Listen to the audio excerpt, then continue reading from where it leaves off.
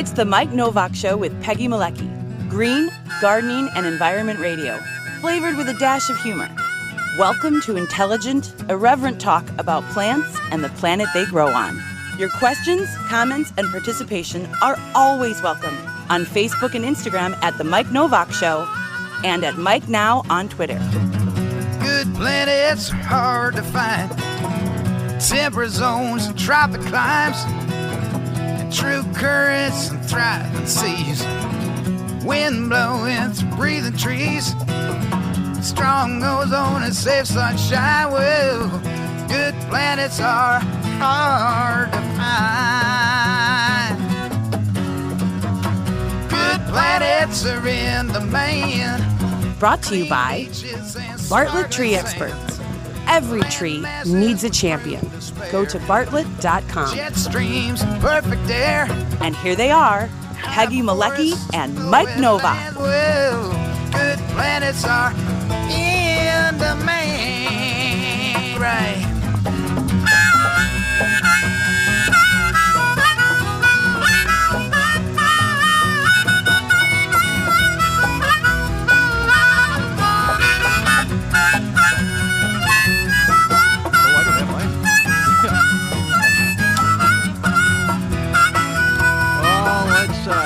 Let's bring that down and say hello to everybody. Oh boy, this is hello to everybody. This is a grand experiment. If we're hearing a lot of, are we getting a little out of echo there, Skeet, from Peggy me a little bit? We're going to have a little of that, folks. So I'm going to speak as quietly as possible into my microphone so that we don't have bleed. You can see Peggy's right next to me.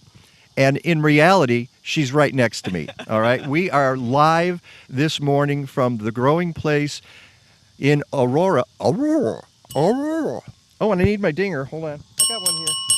Where is it? I remembered the dinger. All right, look at this. I got the dinger. It's right here. We both have them. Ding, ding. All right. Oh, yeah, with yours with a smiley face. We're live in Aurora, and this, I have no idea, none, what this is going to be like for the next couple of hours here, because you should have. I can't hear you guys through my headset, but I could hear the music. So there you can, right.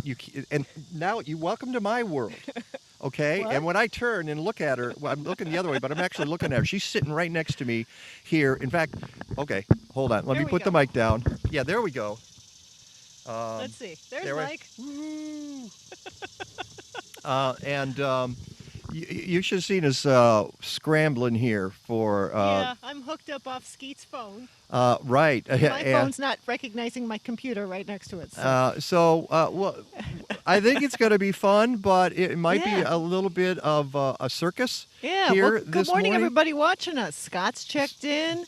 Helicab Bob has checked in. Ernest out in Portland. Hey, he says another heat wave's on the way. Dan Costa says good morning. I'm so sorry, Ernest, about the heat wave. Really. We might even have an appearance this morning from Amos Barrow. Mm-hmm. I think he said he was bringing donuts. He says he was going to drop by the growing place, and we want you to stop by. Here's the deal. The show's live, obviously, right now. But the growing place doesn't open until 10.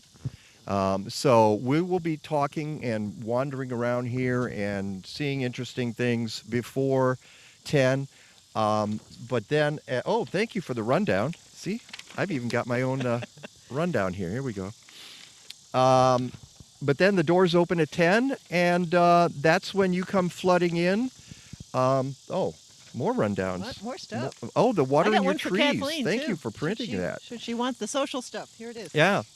And then at 10 o'clock, I hope everybody comes in and says hi. I didn't even put the banner up. It's but you can't miss us. Can't miss us. We're Just right listen. here, sitting in front. You'll see a couple of tables with a bunch of cords and all kinds of equipment that we were testing for the last hour. Some of it successfully and some of it not so successfully. But I want to thank Michael Massat. And that is how you pronounce your last name, right? Massat? I said Massat on the video when we did this before. I don't notice it when people say it the other way. It doesn't really... So Massat, that's interesting. Okay, so you've anglicized it. A little bit. A little bit, yeah. Well, Okay.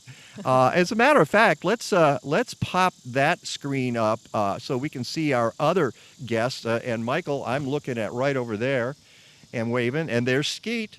There's Skeet, Skeet. you can tilt down just a little bit. You love the sky. You always love having sky in your. In, Skeet's that's got what his he wants to have that tree behind him. All right, please identify that tree behind you. Wait, I will have before you do that. I'm going to have to actually turn on your microphone, and I don't think I had Michael's on either, so I apologize for that. Hold on. See, I told you there's going to be a little bit of craziness here. No, Michael's on. Skeet, good morning. Good morning, everybody. That There's would be a Skeet. linden or basswood tree, and Michael and I are just hanging in a lawn chair here. This is quite the way to do a internet broadcast in a lawn chair on a sunny, nice day at the growing place in Aurora, and thank everybody for having us out here today. This was very, very kind of them to have us in their stomping grounds and enjoy the trees and touch nature, not sitting in a office or house. Get outside and touch some nature today. Beautiful day. Beautiful out. We got a nice little breeze. I think we're gonna have a good day. Fantastic. And as I said, we might have a few little audio problems here, but I don't think too much. If there's a little bit of feedback, we apologize for that. It's because we're so close to each other here. And so we've got two tables, and there's Skeet and Michael at one table right over there, and then Peggy and me at the other table. And and the drift turning is Skeet cam right now. all right. There's thank you, Skeet. Skeet cam. There we are. Hi. So this is our $25 setup. We would have given you the $30 setup, but I left that at home. yeah, right. I didn't have the extra $5. And a cardinal just flew by. See, this is what happens when you do this live outdoors. This happens to you, Peggy, because birds are always flying by your window while you're doing the show, right? Yeah. Yeah. But not mine, because all I get is a cat that disappears. She's taking care of the house today. So today on the show, we're going to be talking trees. We're going to be talking hydrangeas. We're going to do a little tour of the garden center here. It should be a lot of fun. We actually do have internet connections, as you know. So we're able to do the chat with you, and we hope you ask us questions along the way. But I want to start with Michael Massat, which I now have correct. Tell us a little bit about the growing place. You have two locations, and tell us about both of them. Well, we are celebrating our 85th year as a company. Thank you. My parents have been running it since the late 70s, mid 70s, and my sister and I are managing stores individually right now, as my parents are working on some retirement. So, congrats to them. So Becca and I are really excited about the future. It's been pretty great. So,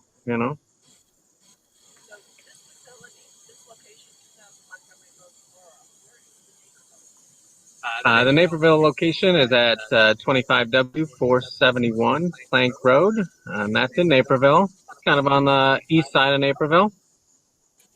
And that's our original store. That's the flagship there. It's been in business there since 36. It was originally started as Emma's Perennials. My parents changed the name to The Growing Place in the 80s, I do believe. I'm never been great with dates, so sorry about that. We've been operating, my parents in the 80s also bought this property.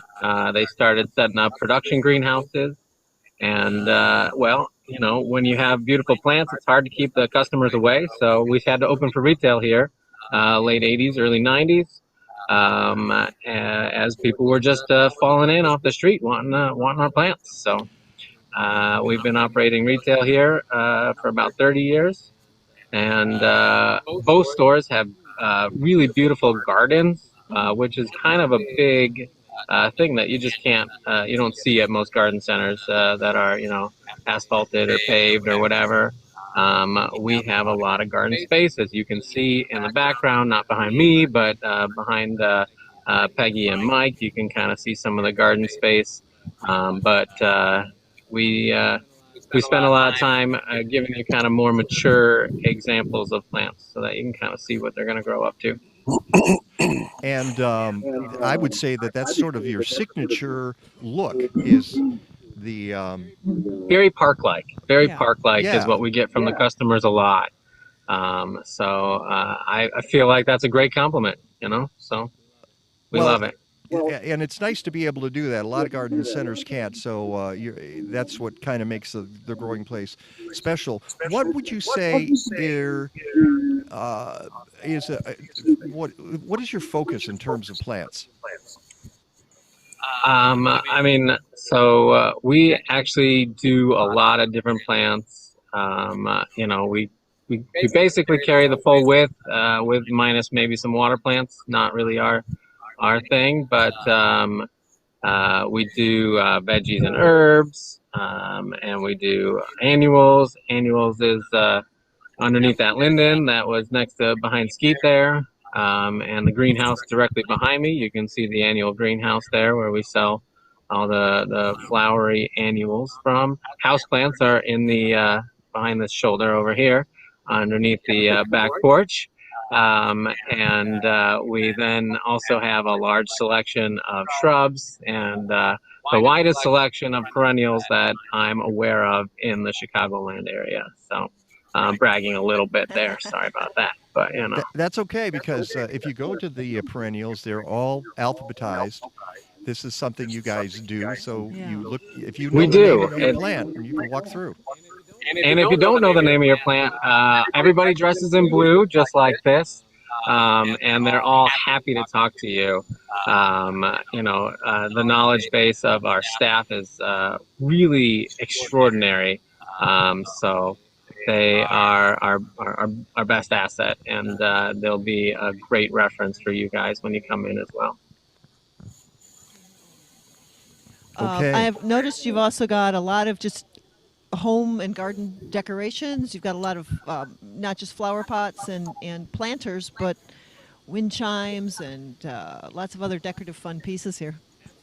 Absolutely, yeah, absolutely. We do a lot of the garden decor, some home decor.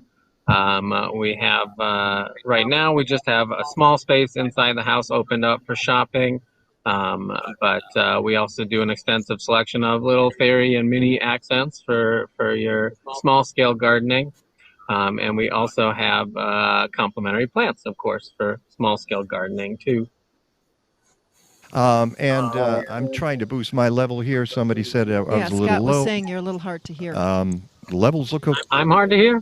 No. I think it was not Michael. Okay, Scott, but Mike or Michael? Very confusing. it is. So maybe lean in a little bit in case it is you. But I'm picking you up just Yeah. great, so I think we're fine. Let's go back to our whoops, and of course, the minute I want to go back Nope. He says MN, so it's you. yeah. It's me. I gotta shout. No, they it's told me him. when I'm on the mobile, it's I have to shout too. It turns out, I think we're good here. It's you. It better be because I'm looking at the levels and they look fine to me. Let's go back to the Y chat and see our buddy Skeet is here this morning, and you have a connection to the growing place as well. Would you care to explain that, Mr. Skeet? Sure. Good morning, everybody. And this is First Skeet off, kudos. from Bartlett Tree Care. Bartlett Tree Thank Experts. you, Peggy. Skeet from Bartlett Tree Care, Bartlett Tree Expert Company. 4 offices in the Chicagoland area and international company. So yes, thank you.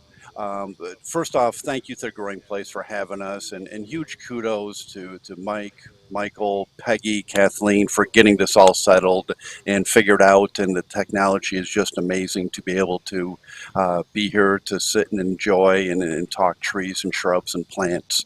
So yes, we've been very fortunate to team up with the Growing Place. We call it our green team, in the sense that properties have trees and shrubs and plants and perennials and there's a lot of interaction with all of those plants, and caring for all of those plants takes a team effort, and that's where the growing place is just a wonderful partner, and we're really proud to work with them, and we really appreciate their striving for excellence and the way they put the right tree in the right place and the right way to plant. And they've got, as Michael said, some incredibly very knowledgeable teammates working with them, and employees that do a fantastic job. So we enjoy the partnership.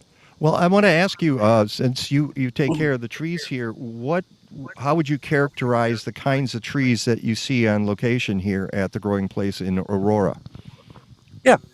Diversity, diversity, diversity. We can't scream it, say it, jump up and down. We could do all kinds of fun things on the internet now. Well, and you're on And, camera, so you could. And we're on camera, so I'm like, diversity, mix it up. That's what we're talking about.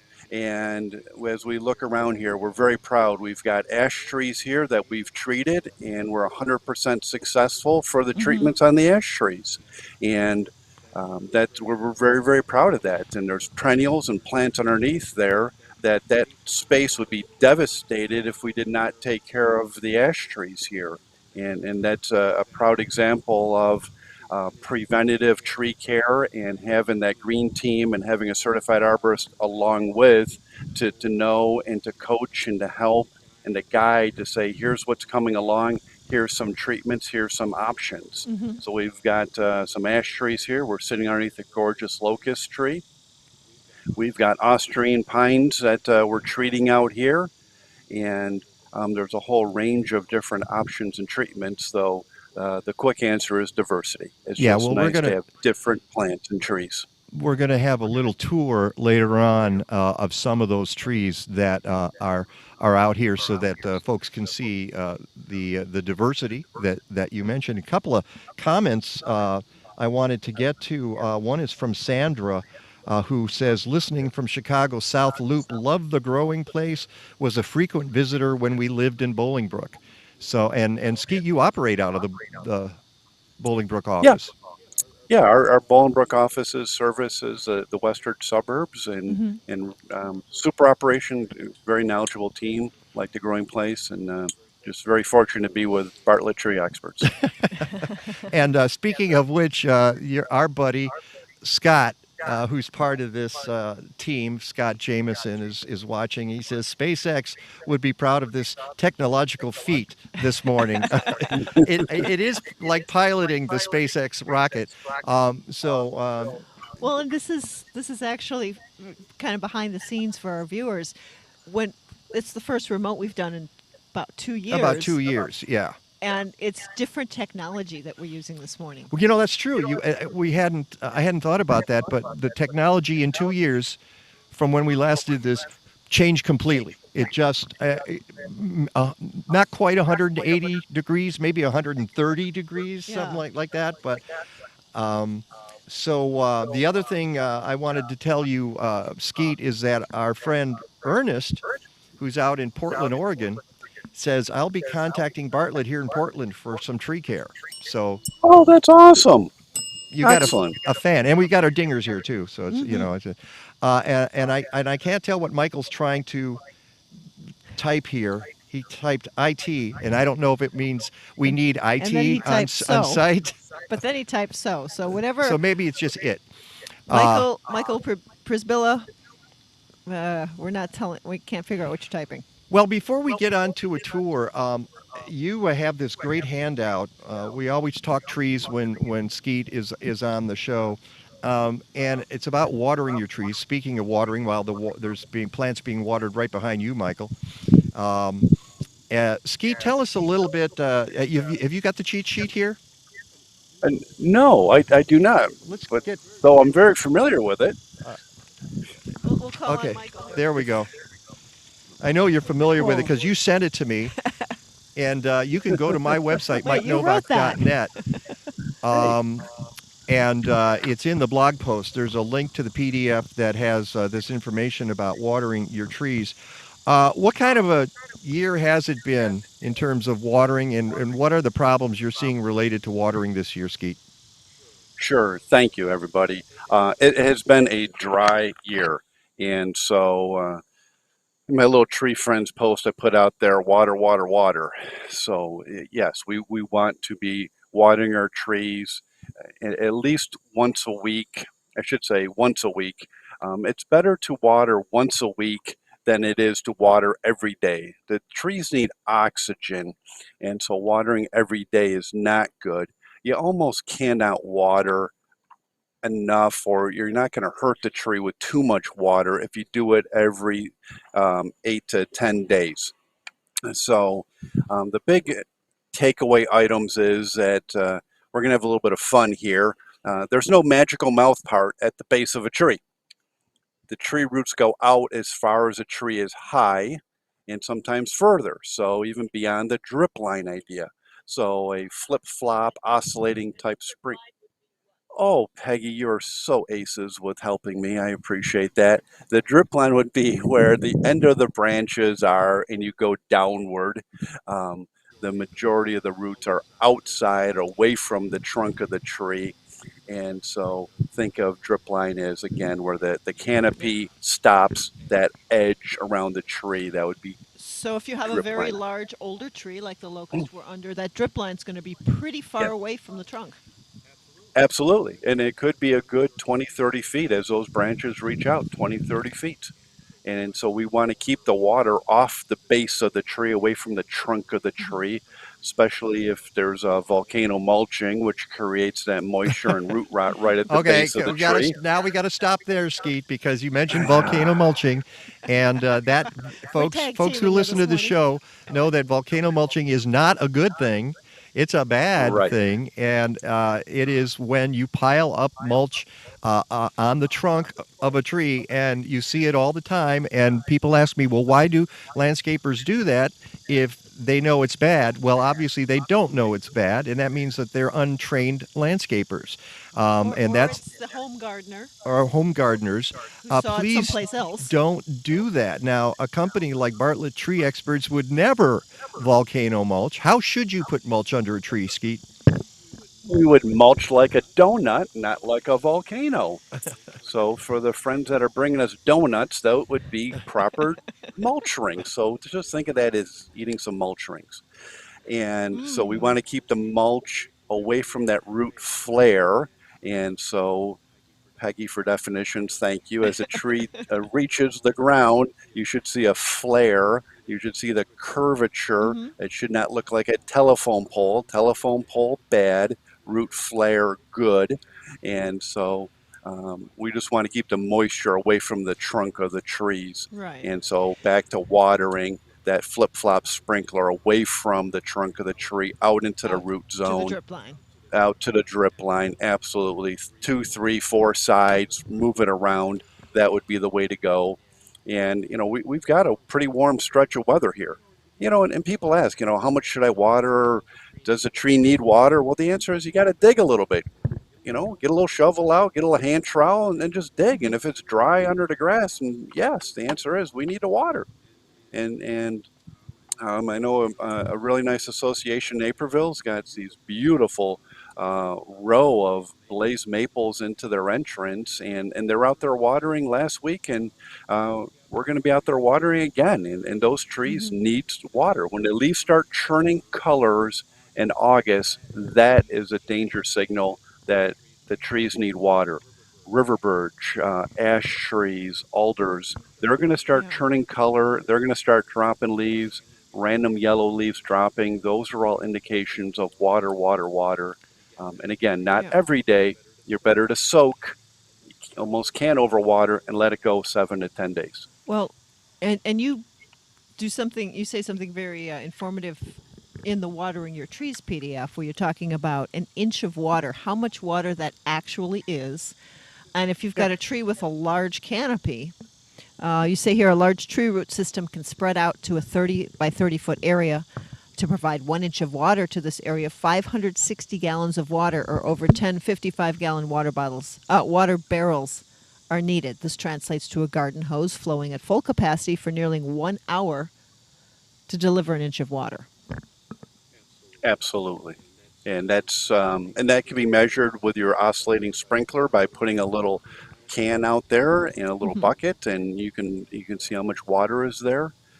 So, and depending on the turf, or if it's mulch, or if it's on a berm, these are all different environments that the watering and the moisture rate is completely different. Yeah, or Most south residential, exposure, northern exposure is going to change it too. exactly. And that's where digging in the ground, inspecting your trees, knowing the different tree species you have. And if you have a love for those trees and they're valuable to you, they're going to need to get watered. All right. And also matters if you have a sprinkling system at your house, Yeah. sprinklers too.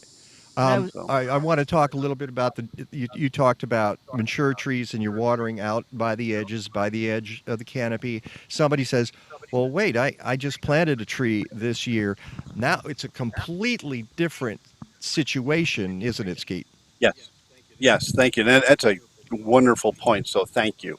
A newly planted tree with the root ball is anywhere between 5 and 10% of the roots. So as an arborist, it still amazes me that a tree can be planted with such limited roots and then I recover. want to explain that because folks might not understand. They'll say, what do you mean 5% of the roots? When the tree is dug up from where it's originally grown, and because it has to grow someplace, unless it's grown in a container, when that's dug up, most of the roots get removed because they start to go out, and then they put this tree in this little container. And as you say, already the tree is stressed, right? Because it has just lost most of its root system, which means that you have to water this little root ball and concentrate on that. And how do you suggest people concentrate on watering a root ball? In that case, on the outside of the root ball would be the way to go. And again, we're at once a week to once every 10 days. Every day is not good. It just pushes that oxygen out, and then we get the root rot, and we get other secondary problems with the tree. So sometimes people love their tree to death for the newly planted trees. And they think a little is good, more is better, and more is better every day. And that's just not the way to go. So are you saying that then the rule of 1 inch a week still applies for a small tree like that? Yeah, yes. All Yep. right. So, but you have to concentrate it at the root ball.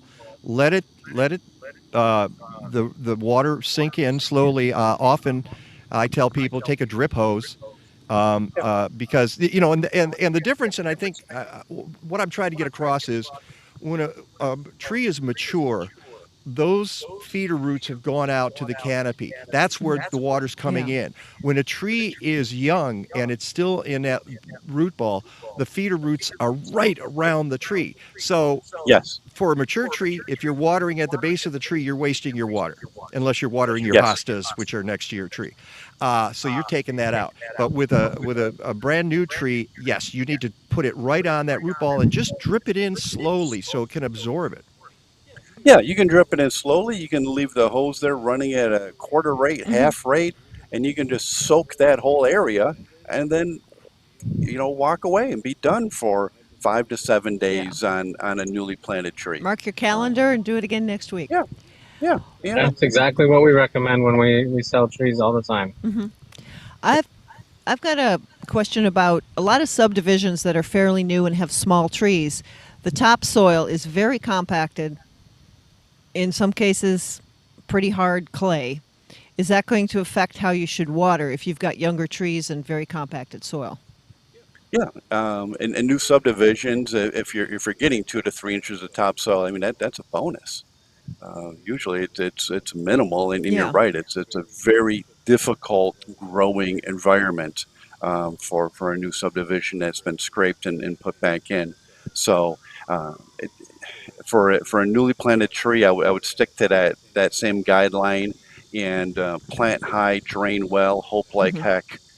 We certainly deeper is not better when it comes to a clay soil. Yeah, don't bury the And tree. in that case, And you might not want to plant in the heat of the summer or during a drought. Yeah, I mean, exactly. sometimes you don't have a choice. That's when sometimes that's when the plant appears or when you're able to get it. But there are other times of the year that might be a little more advantageous for planting. Spring and fall, yes. Okay. All right. Well, listen, we just made it through the first half hour without everything crashing and burning. How about that? And I think people are still with us. So, and Sandra says she gets so upset when she sees volcano mulching. I do too. Kathleen knows because we're driving along. Oh, look what they did! Look at that parkway. Oh, come on! Don't do that. Hey, Mike, just as an idea too, with that volcano mulching, there are tools and techniques. There's root invigoration, and there's root crown excavation, and there's some really awesome air tools that we could use to blow that soil out, blow that mulch out of there, find those root flares, help minimize and alleviate the root rot. And so there really is some nice tools that do not harm the tree, and so there's some options there, and I think you've seen some of that root crown excavation work. I have. Peggy and I, when we went to the Bartlett Research Labs in North Carolina, saw some of the really cool tools that you guys have. They're a lot of fun to watch. Yeah, it's not the end of the world, and so we can certainly come in and alleviate that stress. And one of the ways you alleviate the stress is just pull the mulch away from the tree. Okay, just pull it away from the tree. All right, we need to take a break. Here's what we're going to do. When we get into the break, Peggy's going to. Here comes the next part of this. Here comes the next technology SpaceX challenge. Experiment here. Peggy's going to take her camera, and Michael and Skeet, you're going to do some tree tour, a little bit of a tree tour here on the grounds. Yes. I want you to look at the trees that you've put in here. Some of them there's. Bald cypress that we want to see, and maybe show some of the just the trees you treat and how they're doing. And I think we might actually take a look at some viburnums and see some of the damage done by viburnum leaf beetle. Yeah, there's a pretty interesting case here, and just because you have a garden center doesn't mean the viburnum leaf beetles aren't going to come to town, or Japanese beetles too, I would imagine. Oh, we have our little buckets out there for collecting off the roses and other problem areas, but particularly around the roses because that's one of their favorites, of course. But our staff just kind of goes around with the little soapy water buckets and knocks them in there. We keep them under control pretty easily that way. I understand that it's been kind of a slow Japanese beetle year, and you're nodding, Skeet, so I think a lot of people are glad to hear that. I don't see them in the city. I don't have them in my backyard, so I'm very grateful that they don't seem to like going at least the middle of the city. Although one of them just landed in my head. And we have a very important question from Amos. He's here with donuts and wants to know how he gets in because the gate's closed. We might have to set up something. Amos, hang on, dude. I want the donuts. All right, we need to take this break, and you guys get set up for the SpaceX Part 2. It's the Mike Nowak Show with Peggy Malecki. We're live from the Growing Place in Aurora, and I wanted to give you, Michael, give me that address real quick. We're here at 2000 Montgomery Road. Our store hours open at 10, and we're happy to help you 10 to 5 every day. We kept our hours nice and simple that way. All righty, and we will be right back. You can help slow climate change in 2021 by composting. And you don't even need a backyard. By composting communally in multi-unit buildings across Chicagoland, Collective Resource Compost has diverted 7,000 tons of food scrap since 2010. CRC brings you a fresh 5-gallon bucket or a 32-gallon neighbor tote with each pickup. You fill it with organic matter, they swap it out, and get it to a commercial composting operation. Fight climate change. Go to collectiveresource.us. Life is an ocean, streaming alone, ripples of motion,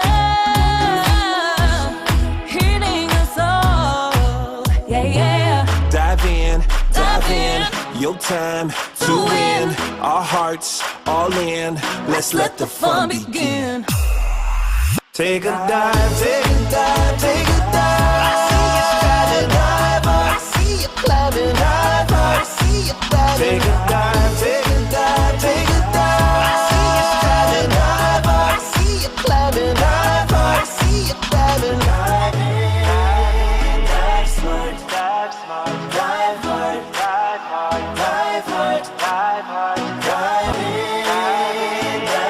hard, dive smart, dive hard, dive hard, dive hard, dive hard.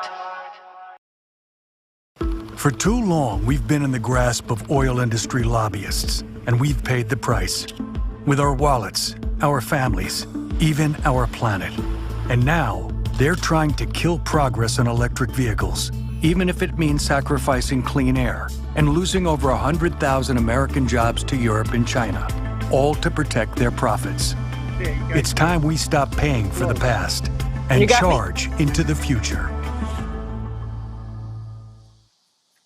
Whether you're a farmer or a backyard gardener, assist your soil in providing key nutrients to your plants with Spectrum Soil Inoculum from Tineo Biologicals. The beneficial microorganisms in Spectrum break down and release vital nutrients and make them more accessible to your plants. Spectrum works with nature to decompose organic matter into humus, building richer, healthier soil. Spectrum is approved for use on certified organic crops and is OMRI listed. Get Spectrum at blazing-star.com.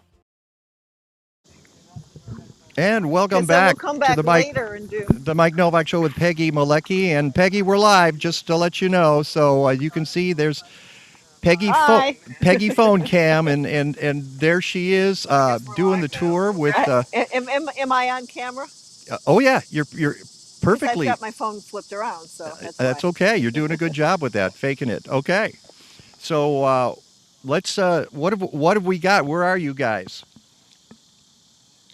We're in our hydrangea area. As you can see, our lovely tree form hydrangeas, shrubs, hydrangeas. So that's where we are right now. Skeet and I were just taking a walk to take a look at some of the trees on the property. Yeah. So okay, where do we want to start? We can Look, start right it's here. a tree. This is a beautiful ash tree. So you look at the size of this tree. I mean, this is just a gorgeous tree. Autumn purple, beautiful fall color on this tree. We've got the plants underneath, so we're standing in the sun right now. We could step a little bit further in the shade and enjoy this tree a little bit. And again, this is one we're very proud of that we've saved from emerald ash borer. So just a proud moment here at the growing place. So tree care does work. What did you do to save it? We've done some ground treatments and trunk treatments, so it's not a foliar application at all. This is very concentrated to the tree. So we're very proud to bring this through the emerald ash borer wave. And how long ago did you do that treatment on it? We started this initially when the emerald ash borer started. At least 7 years ago? Seven, eight, years ago. Yeah. Okay. So very, very fortunate.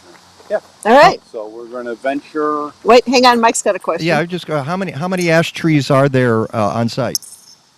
How many ash trees are on site? 4, I do believe. All right. 4.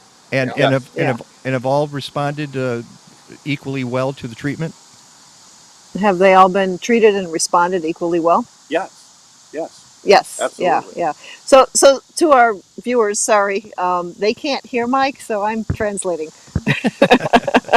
You hear every question twice. Because obviously I'm speaking in Greek, so that's part of the problem here. All right, move on to the next tree. Moving on here. Keep walking. moving. Keep moving. This is radio, folks. That's right. I can't here. fool around here. I don't have time to fool around with you people. And by the way, we're at the Growing Place in Aurora, Illinois, live, the Mike Nowak Show with Peggy Malecki. This is our tree tour of the grounds. We're taking the tree tour. Now we're walking outside here. All righty. We've got a crabapple tree right over here. And this crabapple, and you can see another crabapple to the right by the entrance there. And then the crabapple hawthorn trees at the entrance at the growing place as you pull in. We're very proud. We've been treating those for leaf fungus, apple scab and rust leaf fungus. And we're looking really good this year with the fungus, with the fungicide for treatments. So is there anything we can see on the leaves here? Well, we're starting to see some heat stress. That's why we've got some yellow leaves dropping. We do have some spots here and there. There's over 300 varieties of crabapple. So they're each going to respond a little differently with some leaf fungi. So we're looking really good. We can see some sections in here that are looking really clean and clear. So Nice. we're proud. Mm-hmm. Remember what variety this is? No, this one it predates me. So Okay. I do not know the variety on that. Of 300 varieties. Yeah, we're showing the human side of arboriculture. Hey, can I It's- ask a a crab question here? It's a crab apple. Mike's got a question. The question is, kind of question? was this year a little bit better in terms of apple scab because we had such a dry spring?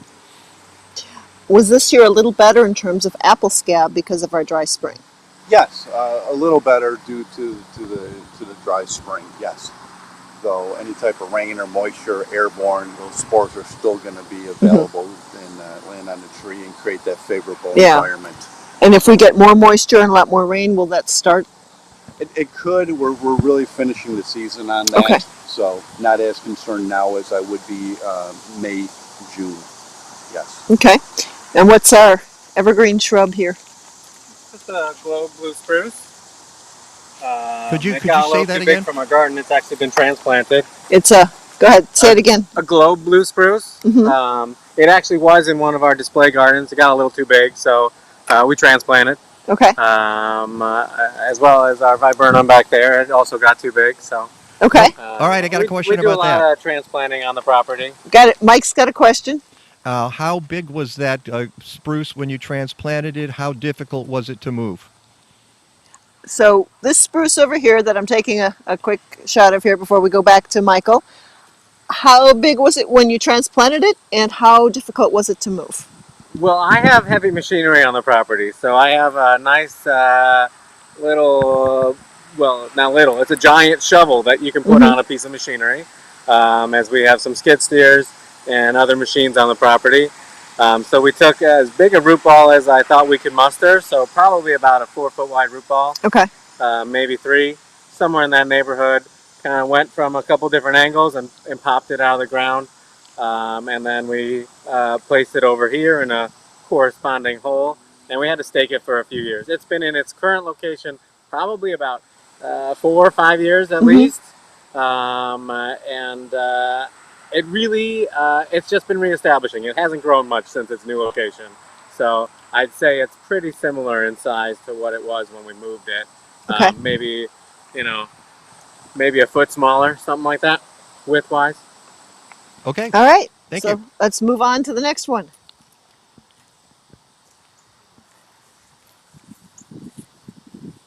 Our beautiful hibiscus retention pond area. Most people don't get to notice it because, it's down low. It's a retention pond. But just behind Couch Road and Montgomery Road on the entryway. And this time of year, the hibiscus are looking great. Yeah, everything, they're all starting to bloom. Yeah, they are. And they like the water down there too. Well, yeah, the retention area does that. It gets a little wet. Even, Yeah, but the hibiscus like that. Yeah, and they love that. The Yeah. hibiscus do love the water. There's quite a few natives that have kind of come in there, and we're happy to have all the natives kind of moving in. We've been planting. Well, we did plant the hibiscus originally as well. Also, we planted some acorus, which is the one of the wet-loving grasses, a native wet-loving grass, acorus. And so we've kind of been building it out over the years after we had to put the retention area in when they moved Couch Road. That was 12, at least 12 years ago, I'd say. Okay. So, it's a work in progress. So Yeah. we're enjoying it. We brought you down here. Besides the retention pond and the hibiscus, we've got these lovely bald cypress trees. Let's go down and take a look so I can we keep you have, on the microphone here. We have a nice, very nice bald cypress planted in our sales yard as well. These ones are the standard variety bald cypress, the species. It's actually a deciduous tree, so I know it looks like an evergreen, but it is not. Also, what makes it different than evergreens is it actually loves water. So we put it down here low, where we have a little bit of most often we have water action kind of moving down this way from all the watering we Yeah. have to do on the sales floor and stuff like that. So we do have a little bit of that. So- And a few years back, we noticed. Sorry about that, guys. Turned my radio on a minute ago. We noticed that the trunk was kind of oversized for the size of the tree, and I was asking Skeet about what might be happening. So he's come up with a plan on what he's doing for it now. So we'll go to Skeet on that, and then I have another question on it, but let's get that one answered first. Like a plan to me. These are one of my favorites. This is an evergreen that loses its needles, and so in the fall of the year, sometimes we get the call saying my evergreen just died overnight, and it really didn't. It dropped its needles, and that's part of the Dawn redwood or cypress. So it's a fun tree in that regard. And we did get some spider mites on these, and you find the spider mites right inside the needles and right where the needles come into the leaf veins here. And so we've had some very good success treating for mites. And then are these? And we've got some cones in there. Yeah, I'm looking at these cones here. So If I don't fall down the hill here. Hang on a don't second. fall. So we've got some cones, and Wow. we've got some cone clusters up there. So we've got just some different looks. Yeah, on let's these. get a good view of that cone here. Those cones are really cool. There you go. It's a very ancient tree. Yes, Not this particular tree, but the species. the species. So, And we've got, it looks like some girl trees and boy trees, because we don't have cones on this one next Okay. door. So yeah, no cones over here. Some different varieties we've got. Can I- going on. So Skeet, since this is more of a southern tree, how do these trees, the bald cypress, do in the wintertime? If someone has one, are there any precautions they need to be taking? Great question. Their range is right up in the north here. So this is one of those trees. But it's where found more in southern Illinois, typically. more southern Yeah. Illinois and all the way down south into Florida, Alabama, way down south. So there's a wide range, and the growing place is very detailed about selling and presenting trees for this zone. And so nurseries will adapt and grow trees for certain climate zones, and the growing place is very detailed about that. So that's the advantage of buying local from a local nursery, that you know you're getting a tree that's been grown in this climate zone. Okay, Mike's got a question here. I've got a question, and actually it's being sent also. Tree MD sent this, but it was already on my. It's coming from Scott. Well, it's actually coming from me first, because I thought of it before he typed it in, which is, what's the difference between a Dawn redwood and a bald cypress, since they look very similar and they both drop their needles in the fall. So what's the difference between a Dawn red and a bald cypress, as they look very similar and they both drop their needles? That is a fantastic question, Mr. Jamison. And Mr. Novak. And Mr. Novak. Yeah, me too. Come on. The bald cypress and the Dawn redwood. Redwood, think of two O's next to each other, would have O's opposite of each other. Okay. So they look very, very similar. Very similar. It's very difficult to tell them apart. Can we look? Let's look at one of these needles here that's in the sun. And this one is more alternate, as the branching is.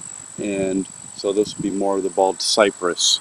So for our viewers, point out what you mean by alternate. Yep. Back and forth, as opposed to opposite. They would be coming out opposite of each other. And so the Dawn redwood would be an opposite. More opposite, yes. And what about? And Mike's got another. Yeah. What about the range then? Is you mentioned that we're at the northern end of the bald cypress. What about metasequoia, which is Dawn redwood? What is the range for the metasequoia or the Dawn redwood? Same range. Same range. Oh, really? Okay. So buying Really? local, and buying local from your nurseries. Yeah, so this would have been raised up here and not brought in. We care for one for the Naperville Park District, Knock Knolls Road. There's one over there that's, gee whiz, probably 60, 70 foot tall. Huge, gorgeous tree. Absolutely just gorgeous tree. And so that's been there easily 50, 60 years. Great. So. Great. All right, what else we got Look here? at this Norway maple, because this is a discussion point that comes up very often this time of the year. And People get very worried and very concerned about this. What do we have here, Peggy? A tar spot. Woohoo! Way to go! You got it. This is trying to get to one that's in the light. Yep. So we Very can good, see Peggy. it. Ooh, I got a ding. You got it. Peggy knows her stuff. There we are. All right. This is tar spot. You know how we identify it? A big spot. It looks like it looks like a tar spot. Yes. And this is another foliar disease on primarily Norway maple trees. And we'll see this in the bottom half of the tree where it's a favorable environment where it's going to hold the moisture longer. Oh, here's a bunch of them over here. Here's a bunch of them. And the good news is, you know what we do for this? nothing. Nothing. Exactly. See, Peggy knows her stuff. Yeah, we do. We look at it and go, We oh, look that's at tar it spot. and get people freaked out. Oh my goodness. This is one of those diseases where we do not need to treat. We can see there's many leaves that are clean, and the outer leaves and the new leaves coming in are brand new. They do not have the tar spot. You see the leaves on top where the light's getting to them and there's more air circulation. It's not the favorable environment for it. So this disease does not damage the tree, and therefore any type of application is just not warranted. Though we do get many a call about this. People love their trees, and it's a fair concern to call your arborist when you see something that doesn't make sense. You'd rather take the call than not, right? Exactly. Yeah. And so We field a lot of those calls too. So Yeah. People call. Yeah. We've got about and a picture is worth 1,000 words. So we appreciate that. Okay. And we can see the bottom of this tree. We were talking about the root flare and keeping the mulch off the trunk of the tree. That's mulching like a donut, not like a volcano. There we go. That sounds like a song. All right. So Mike's saying we've only got about 7 minutes, 8 minutes and before the break. I Sounds want. like a plan. Let's get Since you're to down the the, road. the Sure. viburnum. Let's get to the viburnum. Let's go to the viburnum. Mike wants the Viburnum. viburnum. Well, we can look at more of this next hour too. Yeah, and we can do. You guys can do a little commentary on the way if you want. Yeah. What else can you comment on here, Skeet, while we're walking? Well, we've got some juniper in here. Okay, so we're walking over to the viburnums, just past juniper back into. Whoops. Hello. Oh, there we go. We're There back. we go. Yep, I have no idea. I saw it freeze. That was like, We what? just froze for a second there, but that's okay. We're back into the ash trees over here. Up above, we have these big locust trees, glazed maple trees, more linden trees. So these are just some really outstanding overstory trees. All quite old and mature trees. Quite old and mature trees. 30 plus? Yeah, 35? pretty much. Yeah, almost same age as the property. Because a lot of them went in when my parents first were developing the sales yard, and some of them were actually started. We were going to grow some of our own trees to sell, and so they ended up getting transplanted from in a field where we planted them. Okay. And we had a big tree spade truck come out and move them for us. So a lot of the multi-stem honey locust, that's where those came from as well. So. Great. We can venture over this way a little bit. Okay. Walking past some of the trees that are available.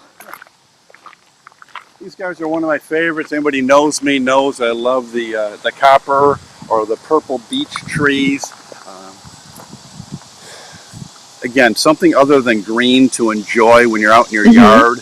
And we've got the weeping redbud next to it. So over here. Again, diversity. We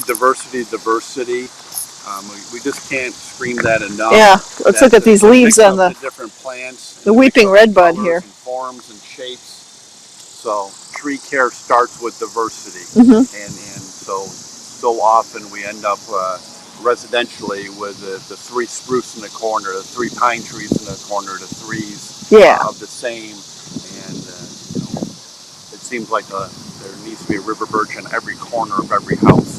So we need to break this up, and so I just want to promote the ideas we talked about. Oh, Incentivize your tree care by having a diverse landscape. I will Yeah. tell you something that's worse than a river birch in every house, and that is What is that? a calorie pear at every house. Uh-oh. Mike says what's even worse is a calorie pear at every house. That is much worse, considering how freely they are being seeded by birds. They're actually deemed invasive, and the state of Ohio bans planting Yeah. pear trees. That's correct, So- and I truly feel that Illinois will go that way sooner or later as well. So About time. About time, says Mike. So do we want to head over to the viburnums or Have just finish up a quick little tour because we got 5 minutes here? Head to the viburnums? well, we can make our way that way. It's Somewhat quick. They might Okay. be there. Walk this way. Yeah, I know. It's the place is huge, and so you guys are just I know, there's lots of diversions. we have about 5 acres of retail area, so it takes a little minute to get from one Yeah. side to the other. So we may want to pick up the viburnums after the break. we might do that before we. This is an example of Oh, what boy. we talked about. Here's an issue. Yeah, here's a river birch that is showing some moisture stress. So people immediately look at this and look at it as a nutrient deficiency, and this is not a nutrient deficiency. This is a moisture stress, and that the tree's defense mechanism, we can really see that. It's dropping. Yeah, exactly. It's pulling in that chlorophyll. It's pulling in resources, and it's losing and it's dropping solar panels because it just can't keep up. And that's not bad. That's the tree telling you, hey, it's time to get some water on me here. So we got to listen to our trees. We got to look at our trees. We got to love our trees and know what the trees are telling us. So, And yes. even when it gets water this season, it might not be reliefing by this point already, or will it? It might push out some new leaves. It might thicken up being a river birch because the river birch continually puts new growth on, where maples, some other trees have their growth segment and then drop, and then you're correct, not put on new leaves. But a river birch will keep growing. And so these are the items that when you have a certified arborist from Bartlett Tree Experts come and visit you and your trees, these are the teaching tools we want to give you. So we want to help you understand your trees and give you the tools and the knowledge because it's a stewardship between us, you, and your trees. Yeah. So, Michael, if a customer comes in and sees this, how do you explain to them? Watering a potted tree is very hard. It's hours can be matter between too dry and not dry, or too dry and stress damage. So so if we didn't hit it at the right time before we left, sometimes by the next morning when we come in, it'll look like this. Yeah. All our trees that we sell are all warranted for a full year. So we have no problems with any of the things that we sell. But so if we see this, it's a teaching tool for us as well, Yeah. so we can tell people what it looks Yeah. like and give them a heads up. Yeah, But and that the tree's perfectly healthy. It's absolutely, just a little dry. It's just like Skeet said, it's showing you a signal. So Yep. it's giving you a little sign on what it needs from you. Yeah. Okay. Mike, you were going to say something? Yeah. What I'm going to say is I'm going to break here because we're just about at that time. Then I'll give you guys a chance to go over to that. And by the way, great lesson on the river birch. Great lessons on the river birch, says Mike. We're going to take a break. And then when we come back, we'll look at the viburnums and then go over hydrangea care for folks because we have some questions coming in about hydrangeas. So Okay, sounds all right. good. All right, so be advised, folks. It's the Mike Nowak Show with Peggy Malecki, and there's Peggy, and we will be right back.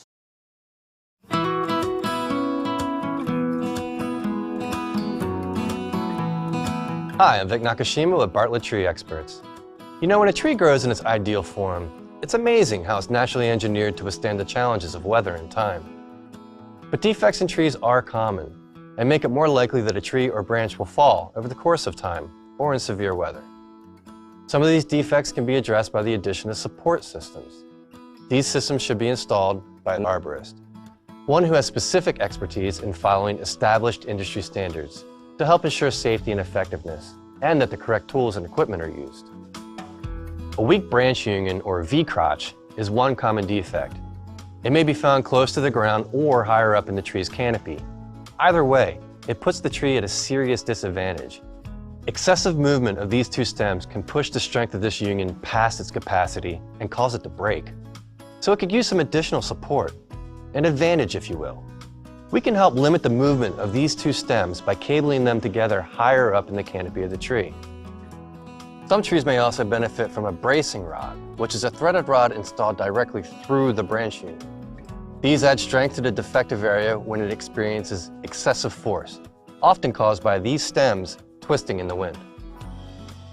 For over a century, Bartlett Tree Experts has been developing cabling and bracing systems that have become the industry's standard. We can design and install a support system that can help minimize the impact a defect has on your tree and help it to weather the storm.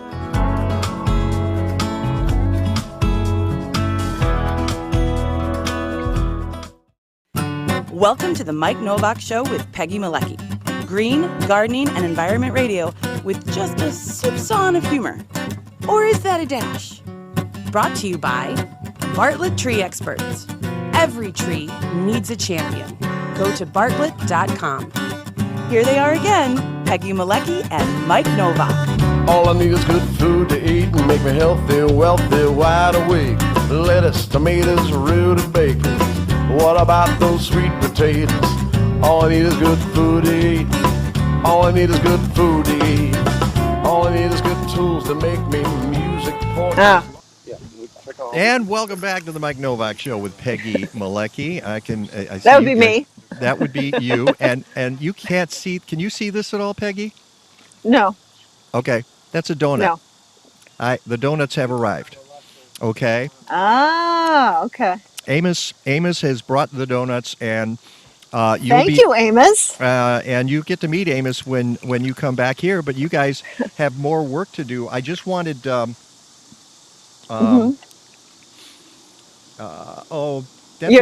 Stop licking your fingers. And I know. donuts Well, and talk. I'm going to put all that stuff.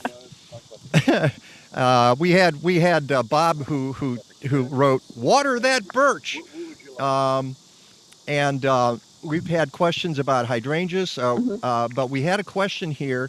How do you tell the difference between? Oh, by the way, before I get to that. By the way, we will be looking at a dawn redwood as we walk back to the hydrangeas later. So we get to see the difference there. Yes. This is the Mike Nowak Show with Peggy Malecki. We're broadcasting, streaming live from the Growing Place in Aurora, in case you just tuned in. And people are starting to come in to the garden center now. So there will be some folks around here. And as I said, the donuts have arrived. And you guys are continuing your tour. In the last half hour, we went and looked at some trees and shrubs.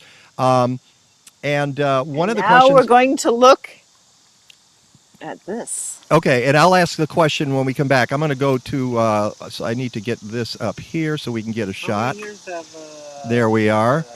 This is Peggy phone cam in part of the grounds here at the garden center. And what are we? What the heck are we looking at here? What are we looking at here, Skeet? What are we looking at, Michael? All right, we're back live again. We're back live. Sounds like a plan to me. These are viburnums. These are what varieties, Michael? So these are both arrowwood viburnums.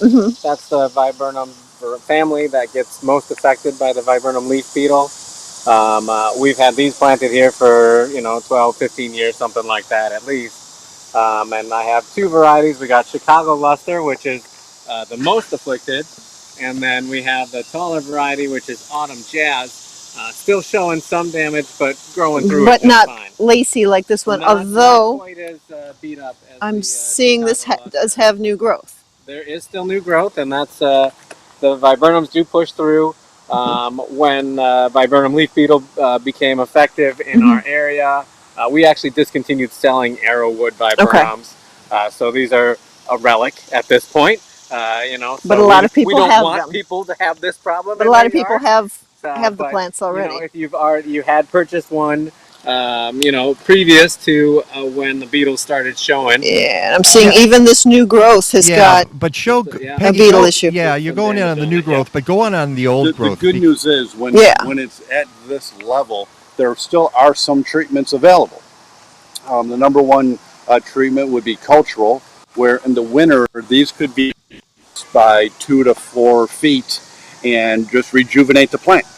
Yeah. And viburnum leaf beetle lays its eggs in the top 1 to 2 foot of the plant. So if we can reduce this by 2 to 3 feet in the wintertime, we can rejuvenate the plant. So that's an option. There's another option where we can do a systemic into the ground all the year. So as the beetle starts feeding in spring, it's a pain for the leaf beetle. So there's some ground treatments available. Number one would be cultural, though, really reducing the egg mass and pruning in the wintertime would be the way to go there. And then at the other end down here, we've got some neat interaction going on. Hang on, I'm snagged. Right at the end here, we see quite a few ants, and we got kind of detail on this. We can see there's some aphids on the ants, or excuse me, on the viburnum. So they're farming them. Exactly. And they're crawling on me now. Oh, shoot. It's all symbiotic. so we've got the aphids sucking live radio, folks. Yeah, we've got the aphids sucking on the plants, and then we've got the oh yeah, look at all that. Yeah. So we've explain got what the you aphids, mean. and the aphids suck on the plant, insert, and then they deposit the sugars, and the ants love the sugars, and the ants will also go ahead and capture the aphids and bring those back to the nest for the queen ant. In other words, farming it. Farming it, exactly. So we've got some neat interactions going on at the end here. And kudos to Peggy as she sacrificed and got a bunch of ants on her. So but pretty awesome like that. Also, kudos to hang on. With Skeet. viburnums like this, they're not lost. Kudos to Skeet for spotting this as we walked by. No, for the Critter Carnival, because these he's viburnums bringing. are not lost. And they're a neat treatment, or they're a neat experimental, and that's fun at the growing place. That they're going to experiment with plants and show different options. But Skeet, yeah. What Mike's saying is this is also part of Skeet's Critter Carnival. Skeet's Critter Carnival. I did not bring the bagworms this time. I know. We had enough excitement. I appreciate that. Place. Thank right. you. Yeah. Right. Michael appreciates. I didn't bring any bagworms here. But have you been seeing any bagworms this year? Yeah, bagworms are out, and this is the time of the year that they're out of the bags, and the treatment time is right now. So look for bagworms primarily, and arborvitaes would be the one to look for. And look all the way around the plant, not just the side you look at, because you'll be amazed on the back side that you don't see sometimes. And we can talk about the bagworms more when we get back there. But yeah, Mike. Yeah, no, one of our listeners had a comment about it, and it's this.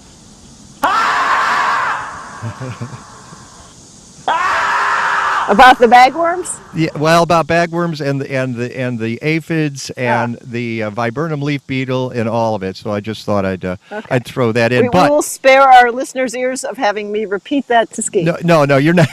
It was right. It's the screaming marmot. It was a screaming marmot.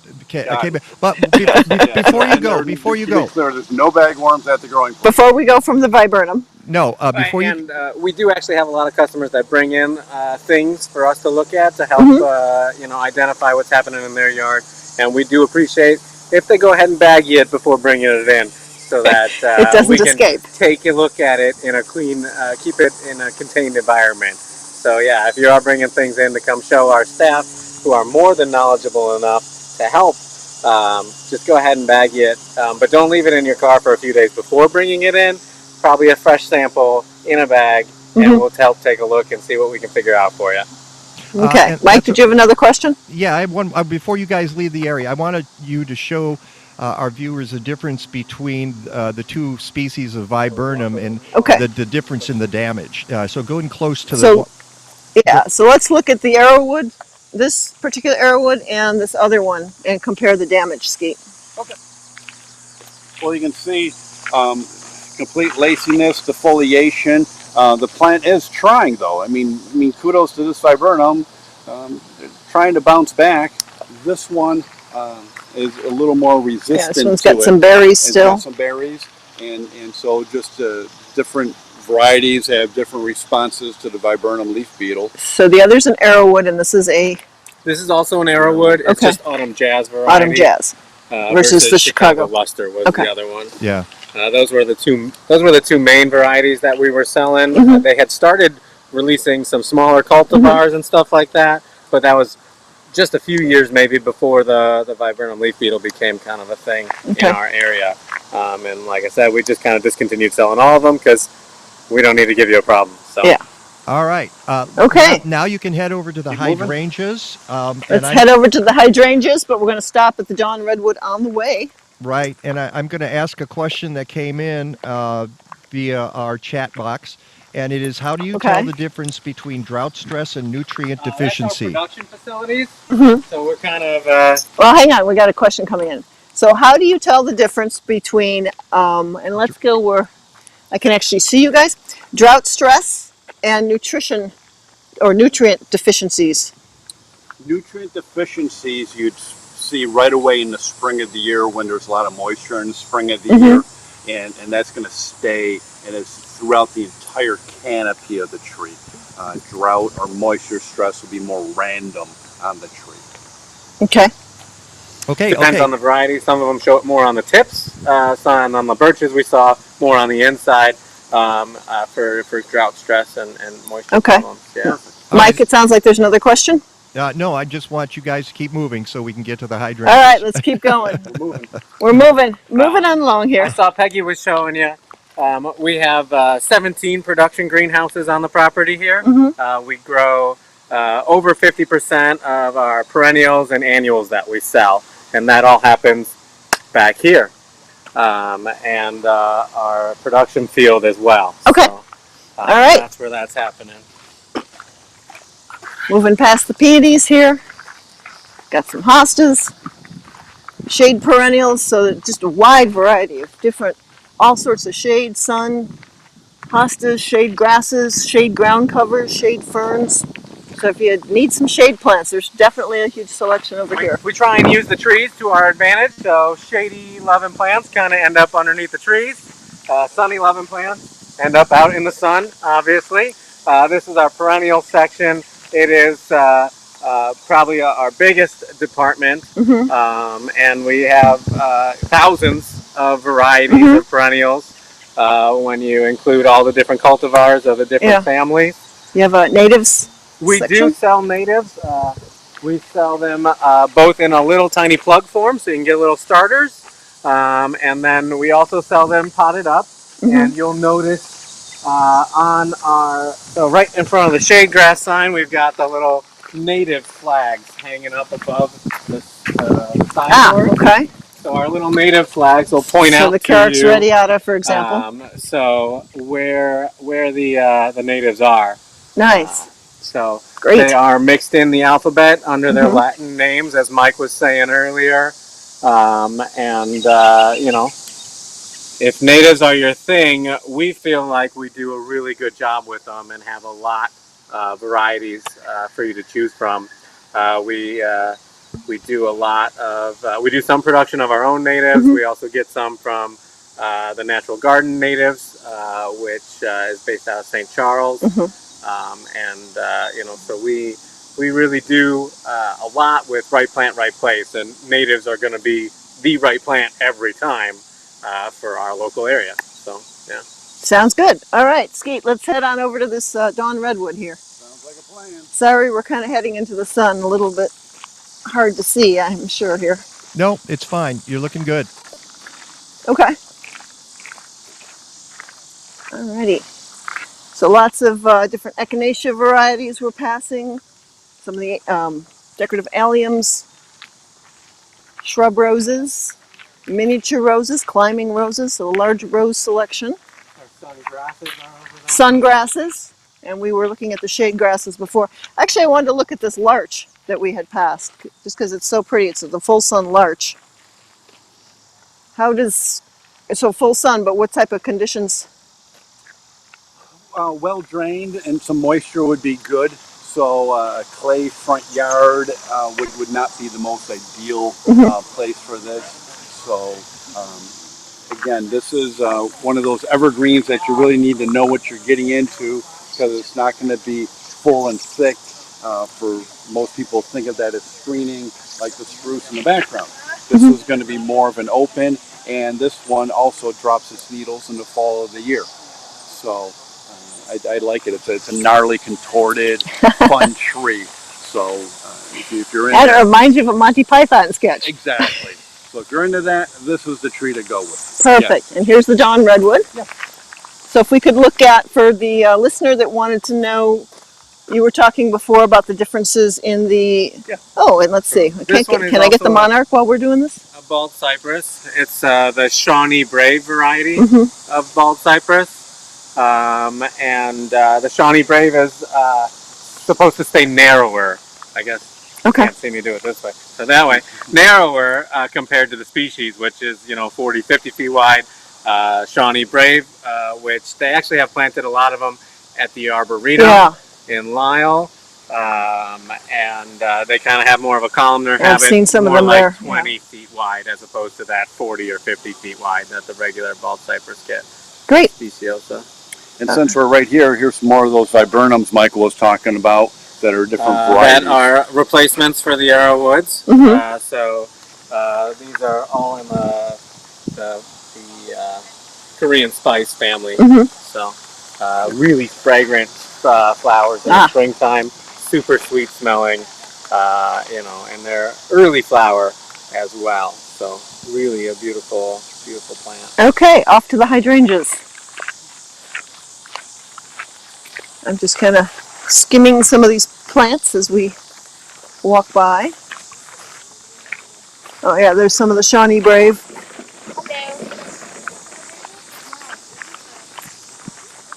Passing through a lot of different evergreens, some arborvitaes. The climbing hydrangea gets a lot of compliments. About 20, 25-year-old climbing hydrangea. Mm-hmm. We do sell climbing hydrangeas. It is not sold as a shrub. It is in our vine section, up with the perennials. Okay. So, but Any special care tips on climbing hydrangeas?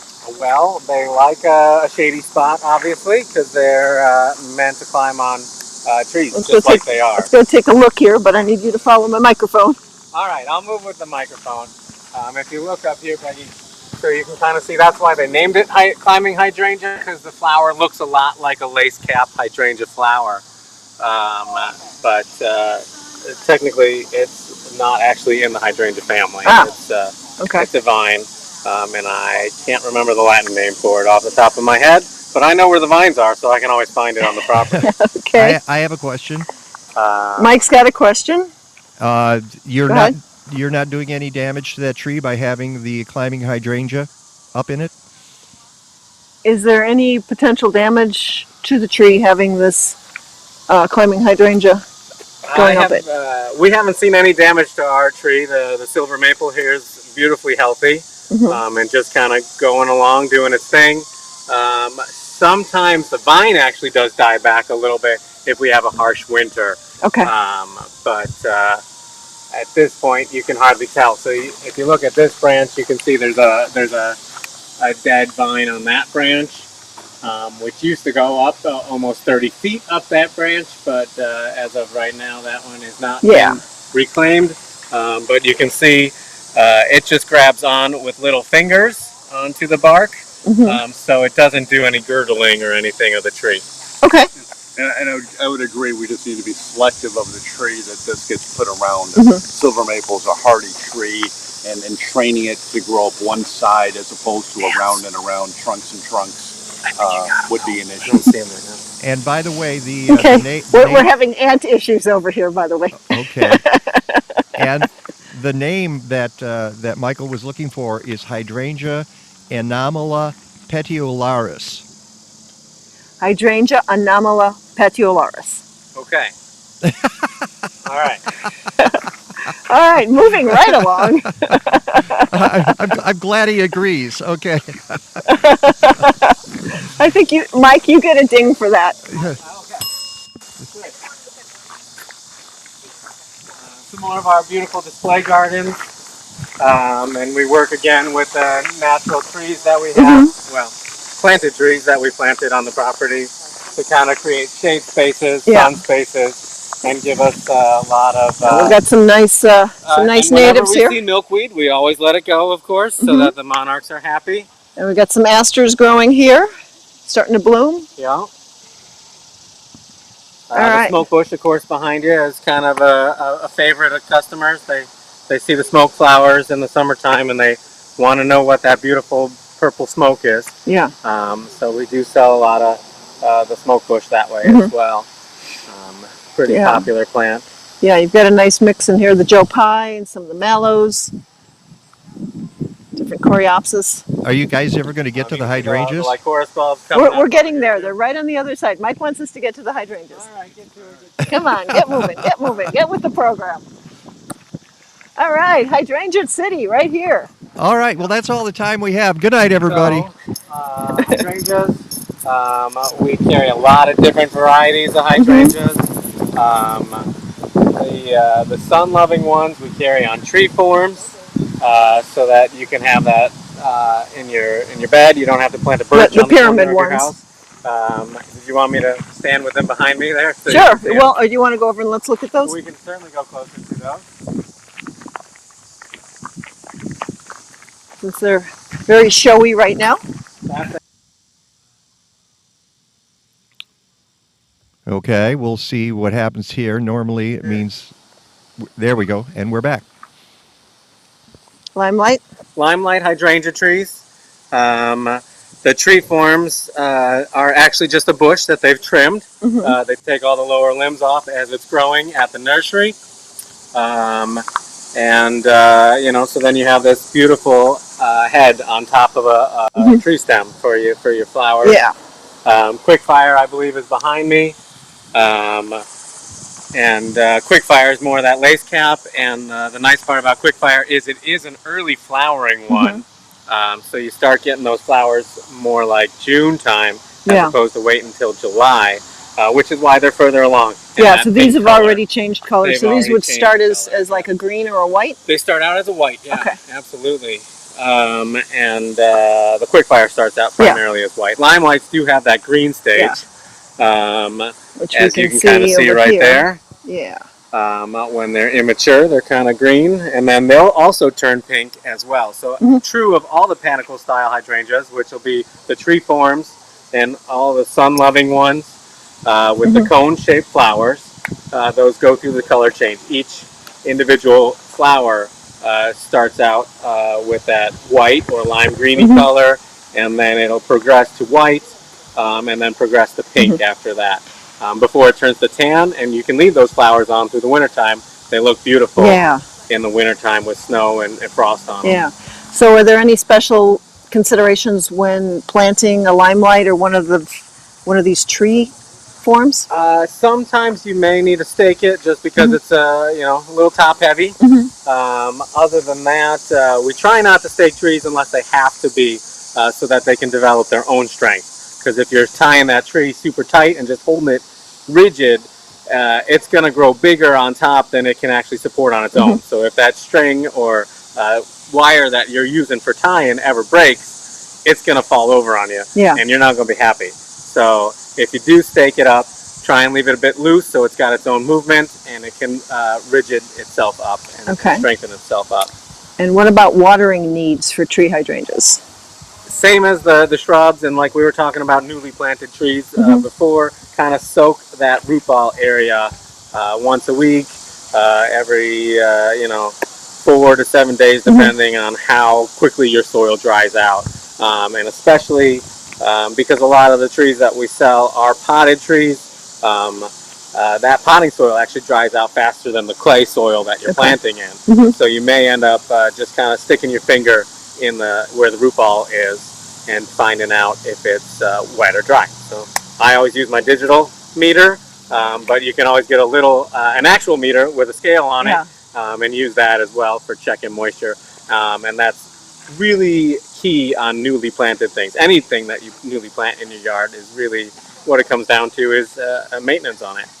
I've got a question here. The trees are a nice place to start. Mike's got a question.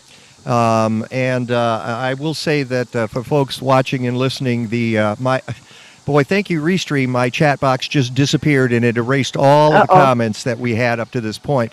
And I know we had some about hydrangeas, but one question is about the tree hydrangeas. Do you have to bury them in the winter like you do tree roses? So what question is from a viewer? Do you have to bury them, tree hydrangeas? Do you need to bury them at all in the winter like you would tree roses? No, not at all. No. You're going to treat this like a regular tree, where you get that root flare right at ground level, Okay. or even a little higher, because just like a regular tree, it can girdle itself if you get it planted too deep. Okay. Other questions, Mike? I'm going to track down. I just went to the YouTube stream so I can find the questions are all still up there. So Okay, great. And I'll track down the other questions that we might have Well, had we go here. look at more hydrangeas. Oh, here's one. Lots more to see in hydrangeas. Mike Prisvilla. The panicle style. Hang on, we got one more question. He Sorry. says, I tried several different things to protect my hydrangea that blooms on old wood, but they die back to the ground. What should I do? So a viewer says, I've tried several different things to protect my hydrangea, I presume over the winter, that blooms on old wood, but they still die back down to the ground. What should he do? Or is that normal? So that's probably a different type of hydrangea. That's not going to be a panicle style. We can get to those in a minute if you want us to wait for that. Sure. I'd be happy to talk about that because my guess is it's a big leaf hydrangea, like a macrophylla, the Endless Summer series. Yeah, those are some of our shade hydrangeas, which I can cover a little bit more in depth later. Sure. Okay, so we'll finish the panicles. Yeah, the panicles, again, the paniculata. flower, paniculata, cone-shaped flower, sun-loving, which is awesome, and usually really big, showy flowers. They come in different varieties of heights and sizes, and we try and keep a good selection of all of them. But you'll just check the signs for how big they grow. So this one's going to be a little smaller than Quickfire. At 4 to 6, whereas Quickfire is going to be that 6 to 8. It's a really big one. And one thing, especially on the Quickfires and on the Limelights, that people don't always think of, they plant it close to a sidewalk. After a rain, the whole thing is drooped down. It does droop down, yeah, because those flower heads are heavy. Yeah. And then you add water weight to that too. It gets to be quite a lot. Yeah. Just give it space when you're sighting those, of course. Because you want to work with the full size that it is. This flower head is spectacular. Wow! The growers have some pretty miraculous. So that's my hand, just in comparison. Pretty miraculous fertilizing programs at some of the growers that we buy from. So what are we looking at? That's a Limelight. That's a Limelight as well. Wow. So a little atypical. They're not normally that big. We do carry another variety that does get quite large like that. It's called Phantom Hydrangea. Yeah, I think that's on one of your videos. Yeah, it could be on one of our videos. I don't always have Phantom in stock because it is a little harder to find. Yeah. But it does the flower heads that are just massive like that. Okay, so Mike, we're coming up on a break in 2 minutes. Yes, we are. And what we can some of the short-loving panicles. Okay. Little Lime is going to be one of the most popular ones. So these get how tall? Just 2 to 3 feet. Okay. 2 to 3 feet. I do have some mature ones planted out by our driveway, and we take customers out there all the time to kind of look at some of the different varieties. Yeah. Did you want to try and do another type real quick before we go? No, I tell you what. Let's take a break.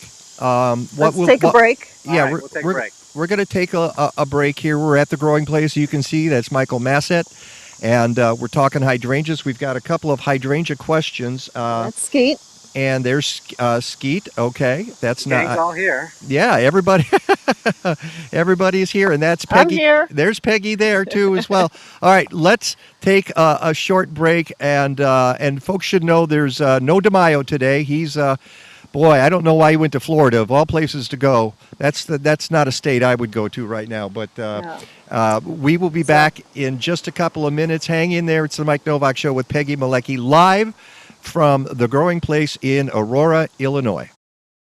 Whether you're a farmer or a backyard gardener, assist your soil in providing key nutrients to your plants with Spectrum Soil Inoculum from Tineo Biologicals. The beneficial microorganisms in Spectrum break down and release vital nutrients and make them more accessible to your plants. Spectrum works with nature to decompose organic matter into humus, building richer, healthier soil. Spectrum is approved for use on certified organic crops and is OMRI listed. Get Spectrum at blazing-star.com.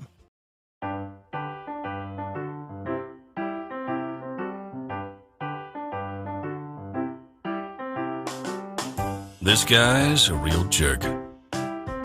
He thumbs his nose at rules and basic common sense, acting like he's the only one who matters. There's nothing wrong with enjoying a beer on a boat if you do it responsibly. But that's a big if for this jerk. What a jerk. This jerk's an accident waiting to happen.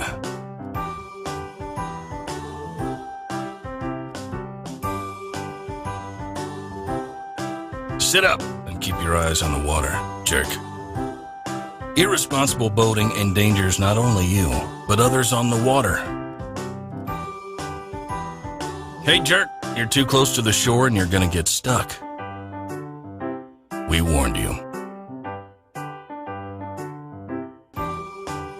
It's important to be aware of your surroundings at all times to avoid mishaps or more serious accidents. This jerk's equally as clueless in a kayak, running through the lines of those fishing near the shore. Some jerks also have no concept of personal space. When someone else hooks a fish, he swoops right in the same spot. What a jerk move. The worst kinds of jerks are the ones who leave a mess behind wherever they go. That's not a sports drink. Sure, fishing line mishaps happen, but not disposing of it properly can be deadly for wildlife, jerk. Our message is simple. Follow the rules, use common sense, and stay safe to ensure a pleasurable experience for all preserve visitors.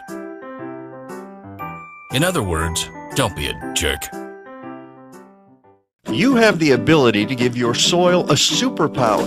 It's called composting. If you don't have a backyard, you need to contact Collective Resource Compost. CRC has diverted 7,000 tons of food scraps since 2010. They bring you a fresh 5-gallon bucket or a 32-gallon neighbor tote with each pickup. You fill it with organic matter from your kitchen, they swap it out and get it to a commercial composting operation. Fight climate change. Go to collectiveresource.us. And welcome back to the Mike Nowak Show with Peggy Malecki. We're in the home stretch here. We're live from the growing place in Aurora. You can see Peggy there on the Peggy Cam, and we've got a few more things to talk about regarding hydrangea care. This is great stuff, Peggy. I got to tell you, I'm loving this tour mainly because I get to sit back and coast here. You're sitting there eating donuts. We're out here working. I'm eating donuts. And you're eating donuts. And putting glazing all over my computer and equipment here. So. Oh dear. So let's go back to Michael. We're going to get through some Annabelle and some other hydrangeas. Some gorgeous oak leaves over here. And Skeet's going to point out a couple more trees as we go too. So back to you, Michael. All right. So we were talking about the panicle style hydrangeas. And those are also great because they flower so well on the new growth. Yeah. So you don't have to worry about them dying back like the other question was. And spring pruning is fine for those. Even if you do late spring, it just delays your flowers. Yeah. You'll just still get them. Like the Annabelles too. You can and the Annabelles too, which is actually the next variety we can talk about. Okay. So Annabelle style hydrangeas, definitely more of a ball-shaped flower. They are, regular maintenance would be actually just kind of cutting them back almost to the ground every spring. So you just kind of do a nice 6 to 12 inches. 6 to 12 inches, nice even cut across them, and they reflush again. One thing with the Annabelle style hydrangeas that people tend to not appreciate as much is the weight of the flower head does drag it over, especially after rain and wind. So a lot of times you do that spring cut, and you can actually see these ones have been spring cut as well, back down to about 6 inches. And when they're in your garden, what you do after you've pruned it is you place a little grow through frame, which would be like a checkerboard pattern of wire. Yeah, you could that, buy them or make them. Yes, absolutely. And that'll hold those stems up for you Nice. when they get nice and big and full. I got a question about that real quick. Mike's got a question. When you cut them back in the spring, is that that's before they bloom, right? So you would be cutting them back in the spring at what point? Early spring is best, but you can cut them back a little bit later. Like Peggy said, it'll just delay the flowers a bit if you cut them a little too late. If it's already starting to form flower heads, though, it's too late. Yeah, probably a little too late. My favorite example of prime what not to do horticulturally is you see the landscapers and their pruning crews start going out in like July and June and July, and that's right when the hydrangeas are starting to flower. You know what they do? They take the head shear and just shear off all the flowers, and then people are like, "What was that green bush in front of my house? I never see flowers on it. It doesn't do anything." Well, if you have a maintenance contract, you might want to, you may need to know what you have, because I can tell you from personal experience and that the landscape companies that offer services like that don't always send the most knowledgeable people out to do the job, and they just kind of do what their boss told them to do. Or you get a landscaping company that does know what they're doing. Yes, if you're using a landscape company, then you would find somebody else to do it. That's if they're not able to understand or know what your plants need. But hydrangeas, panicle style hydrangeas, are a prime one of those that I see the landscapers. Sometimes they're actually in flower, and the landscapers are still going through and hacking them down and reshaping them into the perfect little meatball that apparently is what they're paid to do. Okay, so you want to look at the macrophyllus or the endless summers? The macrophyllus are endless summers. Let's hit those next. These are probably the most promoted hydrangea there is. Every gardening magazine you open, I think I hear them on the radio at least twice a week. They are the most heavily promoted hydrangea there is, because it's still a ball-shaped flower that people like, but they do colors. So they do either pink or blue. Funny story, I traveled out west to Oregon for a garden center program that I was doing, and they all have these bright blue hydrangeas out there because they have this beautiful acidic soil along the coast. And you know what they wanted to do? They wanted to make them pink. So it's literally the opposite of what we have here. Where the grass is greener or pinker greener, or bluer or pinker on the opposite side. Well, you've got some great examples here of blue color. Yeah. Blue turning pink. Yes. So sometimes that mix of colors is actually my favorite, where it's kind of a pinky blue iridescent. So pink is what you're normally going to have in your yard. And why is that? Because of the alkalinity of the soil that we have, that clay base that we were talking about that everybody has. It's the opposite of acidic, which is what changes them to blue.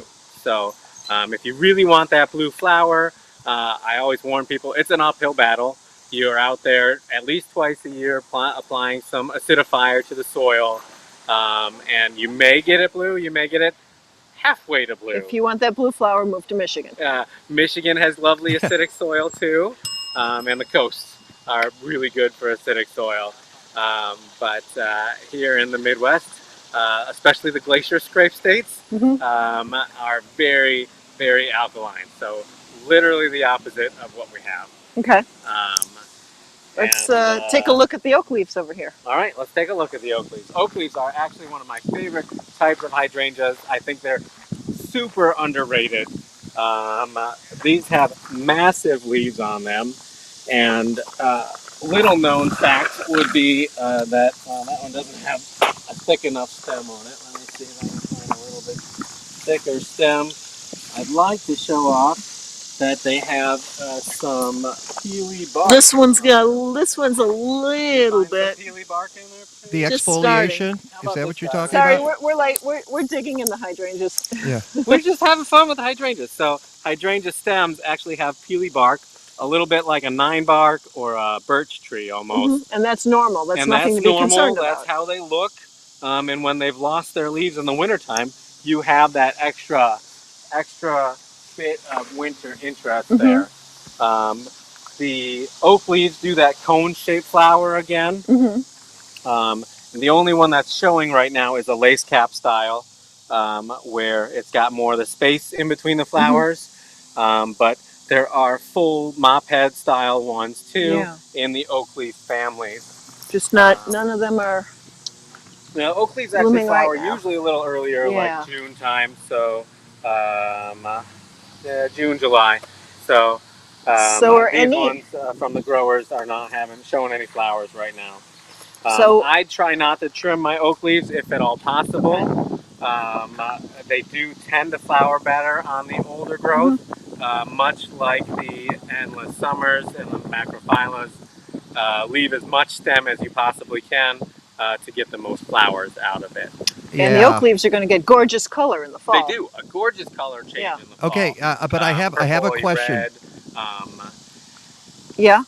I have a question about pruning oak leaf hydrangeas, because here's my problem, and you can tell Michael this, that I have an oak leaf hydrangea in my backyard, but my backyard is tiny, so I have to keep it in shape. So you can start with that. Right. So Mike Nowak's got a very small backyard, but he does have an oak leaf. Yes. But limited growing space, and he wants to keep it in shape. Sure. So part 2 of your question. Part 2 is, when do you prune the blooms? Because the blooms will last for months. Do you prune them right after they stop being white, when they turn to pink, or do you wait till they turn brown? Because you're supposed to get to pruning right after a plant blooms. So when exactly do you prune an oak leaf hydrangea to have any kind of hope of getting bloom next year? So Mike's question is, when's the best time to prune the bloom? Since you're supposed to prune it afterwards, do you get after it's white?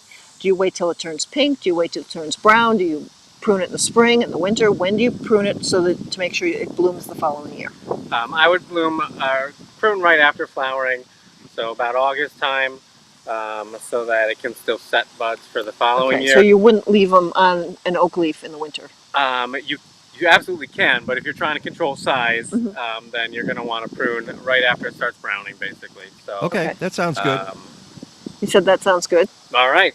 All right, that was an easy There's one. also nice small varieties too. So you pick out. We were looking at this peewee. It's only 3 to 4, maybe 4 to 5 wide. There's another one called Munchkin. So they do have. This is Alice. Varieties. So Alice is going to get 4 That's to 6. One of the big ones. So yeah, 4 to 6 feet tall. A little bit there. But they're all going to give you the wonderful color. Yeah, the nice fall color will be there with any of the varieties. And then, so like I said, some of the varieties are going to be a little bit more mop head versus the lace cap, as we saw the difference between the Limelight and the Quickfire when we were first looking.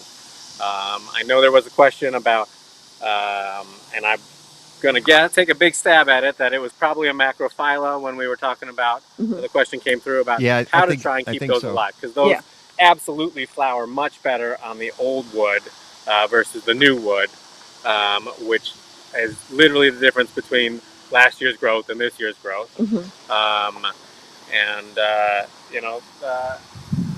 My biggest apology is they're over marketed. So that's the endless summer. That's the endless summers. We sell them. We get requests for them day in, day out. But they might be just slightly over-promised, especially for our area. So they do better in Minnesota, where we get nice snow cover. They get nice snow. We don't get it. They get nice snow cover. So they kind of protects the branches over winter. And they also do better in the southern states, where it's not as harsh in winter, and they don't die back. But in Arctic Illinois. What's your top choice of hydrangeas then for the Chicago area?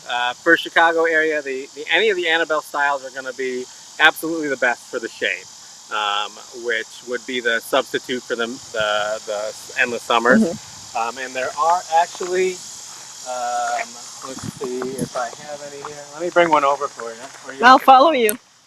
You're mobile. I forgot about that. You're mobile. So some of the Annabelles have started being bred for color as well. So this one is Invincibelle Ruby, and it will have a colored flower in the summertime. I love where they crossed out full shade and put in part not shade. blue, unfortunately, but at least not yet. Maybe eventually they'll have a blue. Well, maybe in another state. But the Annabelle style with the pink colored flowers probably going to be your best bet. Because I will sell the endless summers, but I do put that caveat on there that they tend to flower better, especially maybe 3-4 years down the road. Those first several years, it's just they tend to flower only on the old growth. Pruning on the endless summers is wait until it starts greening in the springtime and only clip off dead. So, yeah. That'll be how to deal with your endless summers. And if they are dying back, we've done as much as like a burlap fence around it and fill that with leaves for a little bit more insulating effect. But it's pretty hard. And I don't even get animal damage. Get to yours in a second, Mike. All right. The hydrangeas can be eaten by animals, but they're not usually. So rabbits don't tend to eat on them very much. I have heard that deer can go after the oak leaves sometimes. So if you're in a deer-prone area, oak leaves may be something to stay away from. Panicles are very, very carefree though. So not so much for rabbits, not so much for deer. So that's great. Yeah. All right. Okay, Mike, your question? Well, what I was going I have a question in a second, but I'm just going to note that if your endless summer is dying back, it's possible that you accidentally bought an endless bummer. So Mike says, if your endless summer is dying back, yes, wait for it, you accidentally bought an endless bummer. That's what I like to call them too. Yeah. All right, Skeet, let's go look at this ginkgo tree. All right. This is a 3-stem. Somebody's looking for a tree that's going to be a little more upright, not so much wide and spreading, and needs a very minimal care. A ginkgo tree would be the way to go. And this is just a splendid specimen, just a great specimen ginkgo tree here. Again, with the 3 stems. Just a fun tree. Yeah. What about native trees? What else do you recommend? Oh, boy. October is right around the corner, so oak trees. Oak trees would be one that we definitely recommend as native trees. Would be the way to go. We have white, red. We usually sell burr. I'm not sure if we have any in stock right now. I did see a burr oak over there. Okay. Yeah, we walked by there. And we've carried chinkapin in the past before. Yeah, I think there's another oak, native oak that I'm forgetting, but yeah, we try and carry a nice selection of the natives in the tree department as well. And they also carry the little flag on top of the sign if they are native. Okay. Awesome. Mike, anything else, or should we head on back and get some donuts before they're gone? Yeah, you should. Come on back, he said. Come on back. Get on over here. That would be fantastic. I can't tell you how great it's been to have Peggy and Peggy Cam there going through the garden. And we do have a number of questions that have come in, and I have to go to two different... We've got some questions. This tree always gets a lot of attention. It's a dappled willow. Okay. Dappled willow is actually a shrub that's been grafted on a tree stem. And so this is totally normal to have this color? Yes, this is normal, and it actually will do more of a pink tip on the springtime as well, so it's almost like a tricolor effect. Okay. And then with any grafted tree, Skeet will vouch for me on this one, you do get the water root sprouts, stock suckers coming up. So a little bit of maintenance on it, but you can actually see the change in the graft on the from the shrub part that's been grafted onto a regular willow stem. So. Well, that's Okay. pretty cool. All right, Mike, take it away so I can we can all get back to our and you guys seats are here. coming back oh, here. wait What a else? second. Wait a second. Hey, here's Amos. It's Amos Cam. All right. It's Amos. The Amos. Hey and there. and wait. We got to get Mike Cam. Mike Cam. Mike. No, what you need is Donut Cam.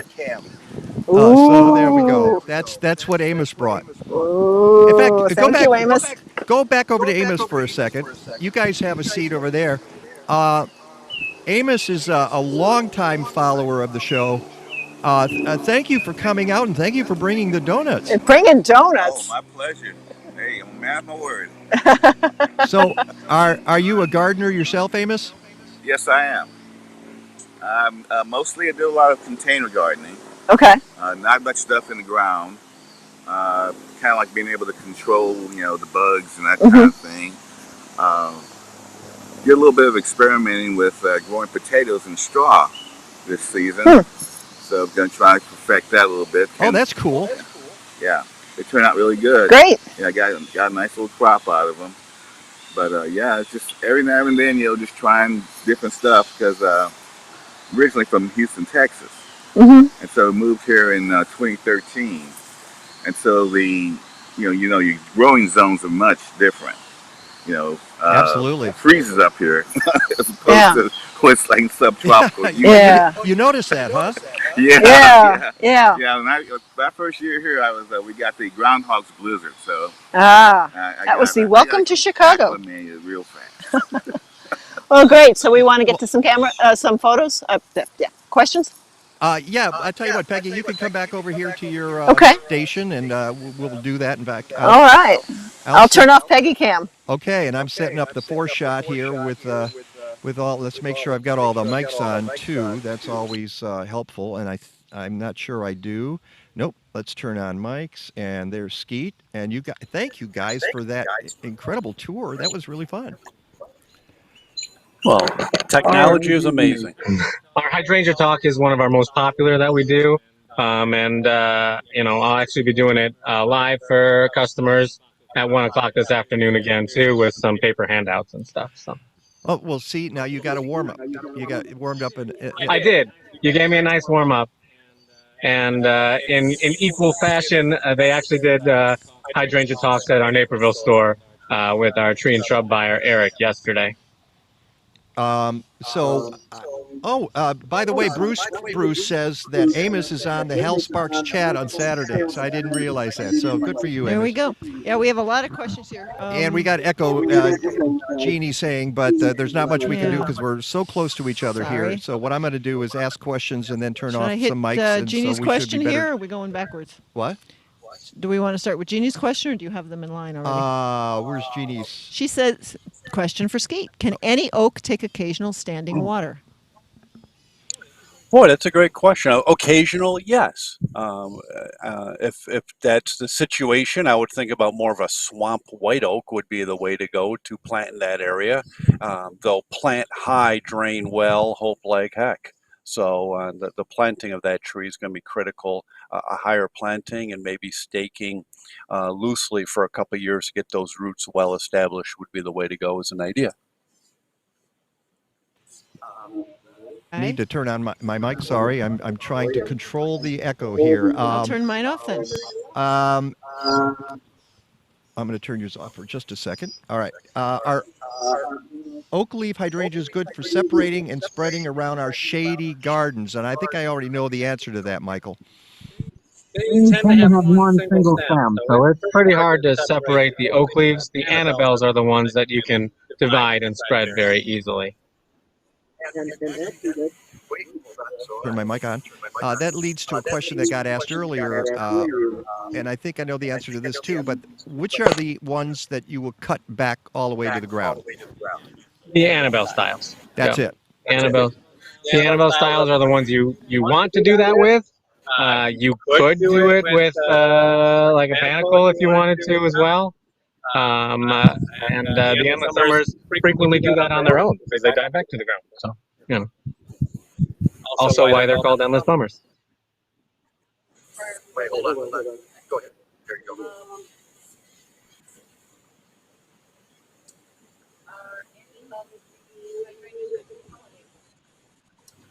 You'll see pollinators on the hydrangeas, but they are not the most pollen-producing flowers there are. So they're not special favorites of any of the pollinators.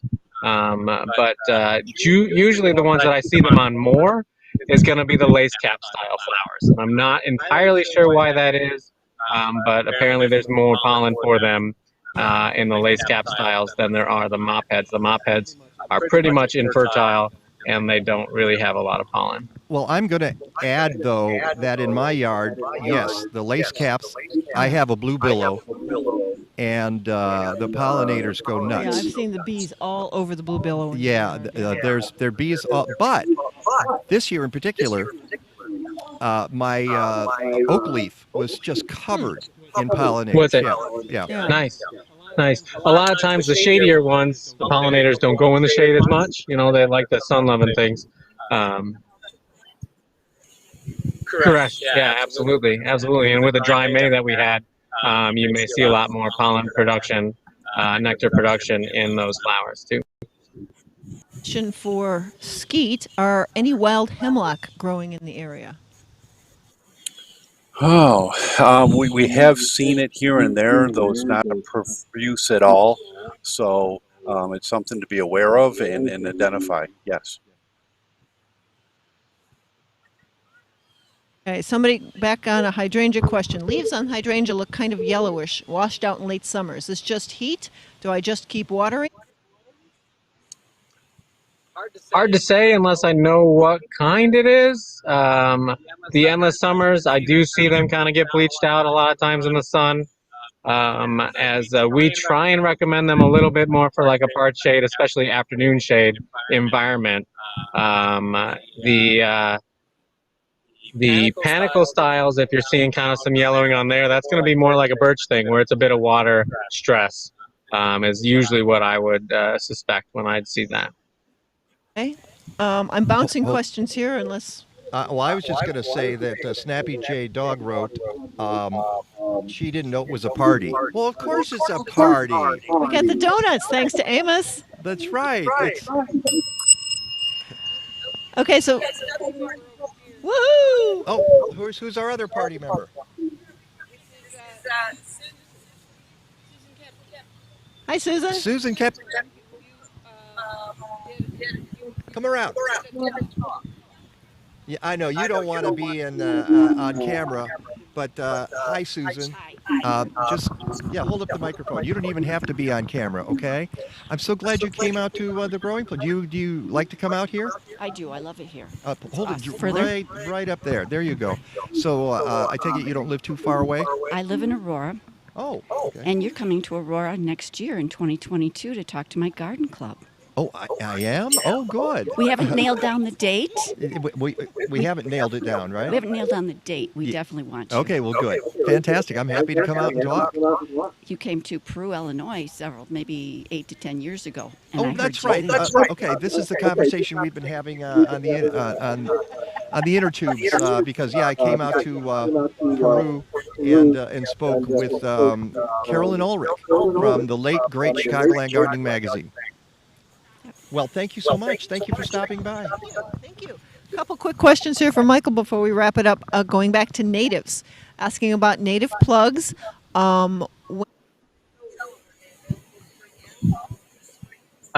do a pre-sale, or we have done pre-sales in the springtime, and that's when we're going to have a full selection of the native plugs. And then we sell what we have through the rest of summer. So if you were to stop by now, a much thinner selection than we have in the springtime. Got one more question? There's a couple in here. I'm just scrolling through.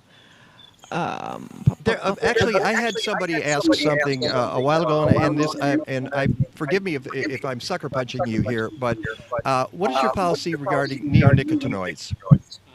We actually stopped selling them, so we don't.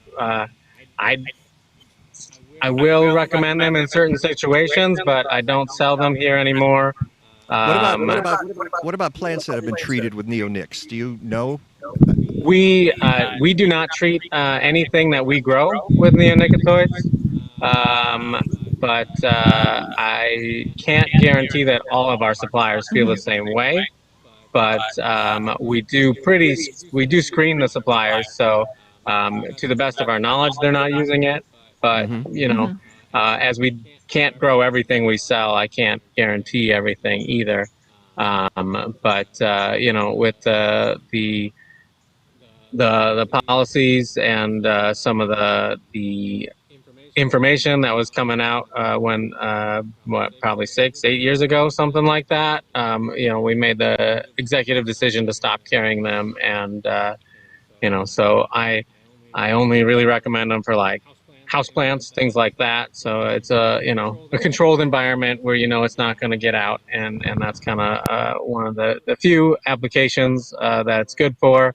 Also, you can still use Skeet. For controlled applications, they're going to be professionals. But we didn't feel right just giving them to the general public without knowing that they had the proper knowledge behind it. So. Okay, and I hope I have my mic on. Did I leave it on? I am furiously looking at all the boxes. He's typing. The only other question I see for Skeet is, what's the best time to trim a maple tree? Hang on, Skeet. Now I got to get your mic on. Here we go. Thank you. Good. We set? Yep. Excellent. Maple trees can be pruned 12 months of the year, depending on the variety of maple tree, like a blaze maple where it's got that really thick multi-leads in there. Winter is just a prime time so we can see the structure of the tree. We like to do a lot of structure pruning in the winter so we can see the tree. If there's a beautiful garden that the growing place helped you put in underneath that tree and perennials and plants, then wintertime may be the best time to do it as branches come down and branches get dragged to the front yard. They get chipped up and cleaned up. We want to minimize any type of damage to your property. So, fall, winter, though the maple tree does not care for its health, what time of the year it's pruned. And as we've talked before, there's certain things like oaks. What else should you not? We're getting into overtime here, so we need to wrap this up. So I think we've handled a lot of questions. Skeet, how can folks get a hold of Bartlett Tree Experts? Bartlett.com would be the way to go, and we've got 4 offices throughout Chicagoland, servicing Chicagoland, up into Wisconsin, over into Indiana. We've got projects and clients all over. And kudos to the person that's listening, I believe out in Oregon, who's going to be using this out there in Oregon too. So Bartlett.com would be the way to go. And you can type in your zip code and gee whiz, boom, that local office will pop right up and go from there. So we really appreciate the opportunity. Oh, sure. And Michael, thank you so much for allowing us to be here today, and for all that technical help that you gave us beforehand. It was pretty remarkable.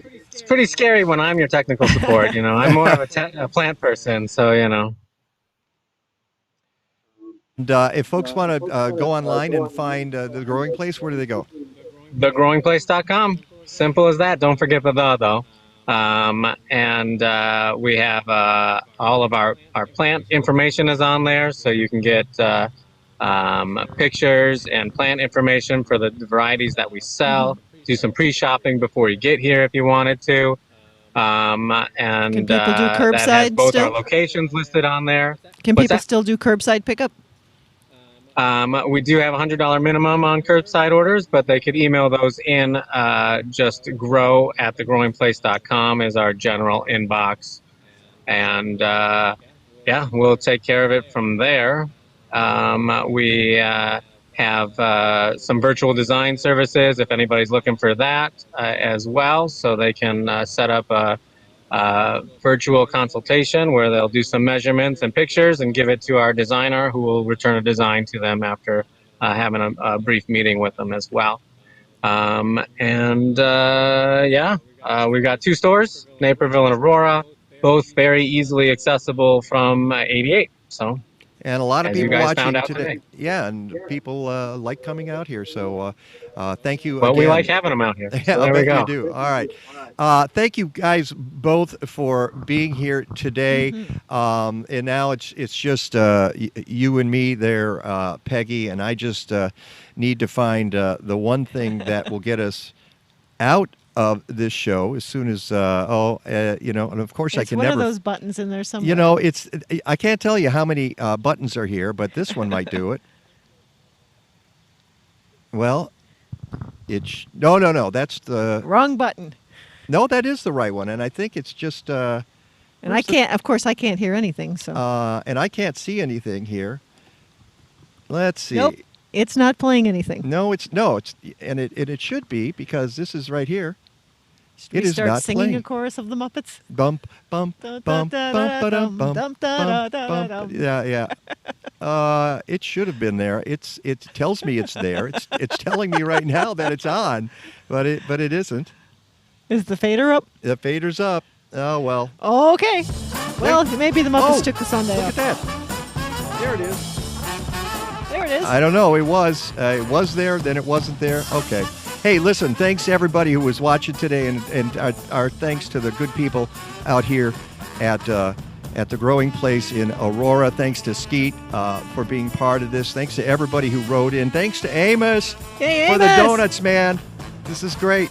No Legata, no basil. But thank you, Kathleen, for all the work you did behind the scenes, too. Until next time, go green or go home. Stadler? Yeah, what? Is that it? Yes, it's over. How'd you like it? I don't know. I slept through the whole thing. Well, you didn't miss much.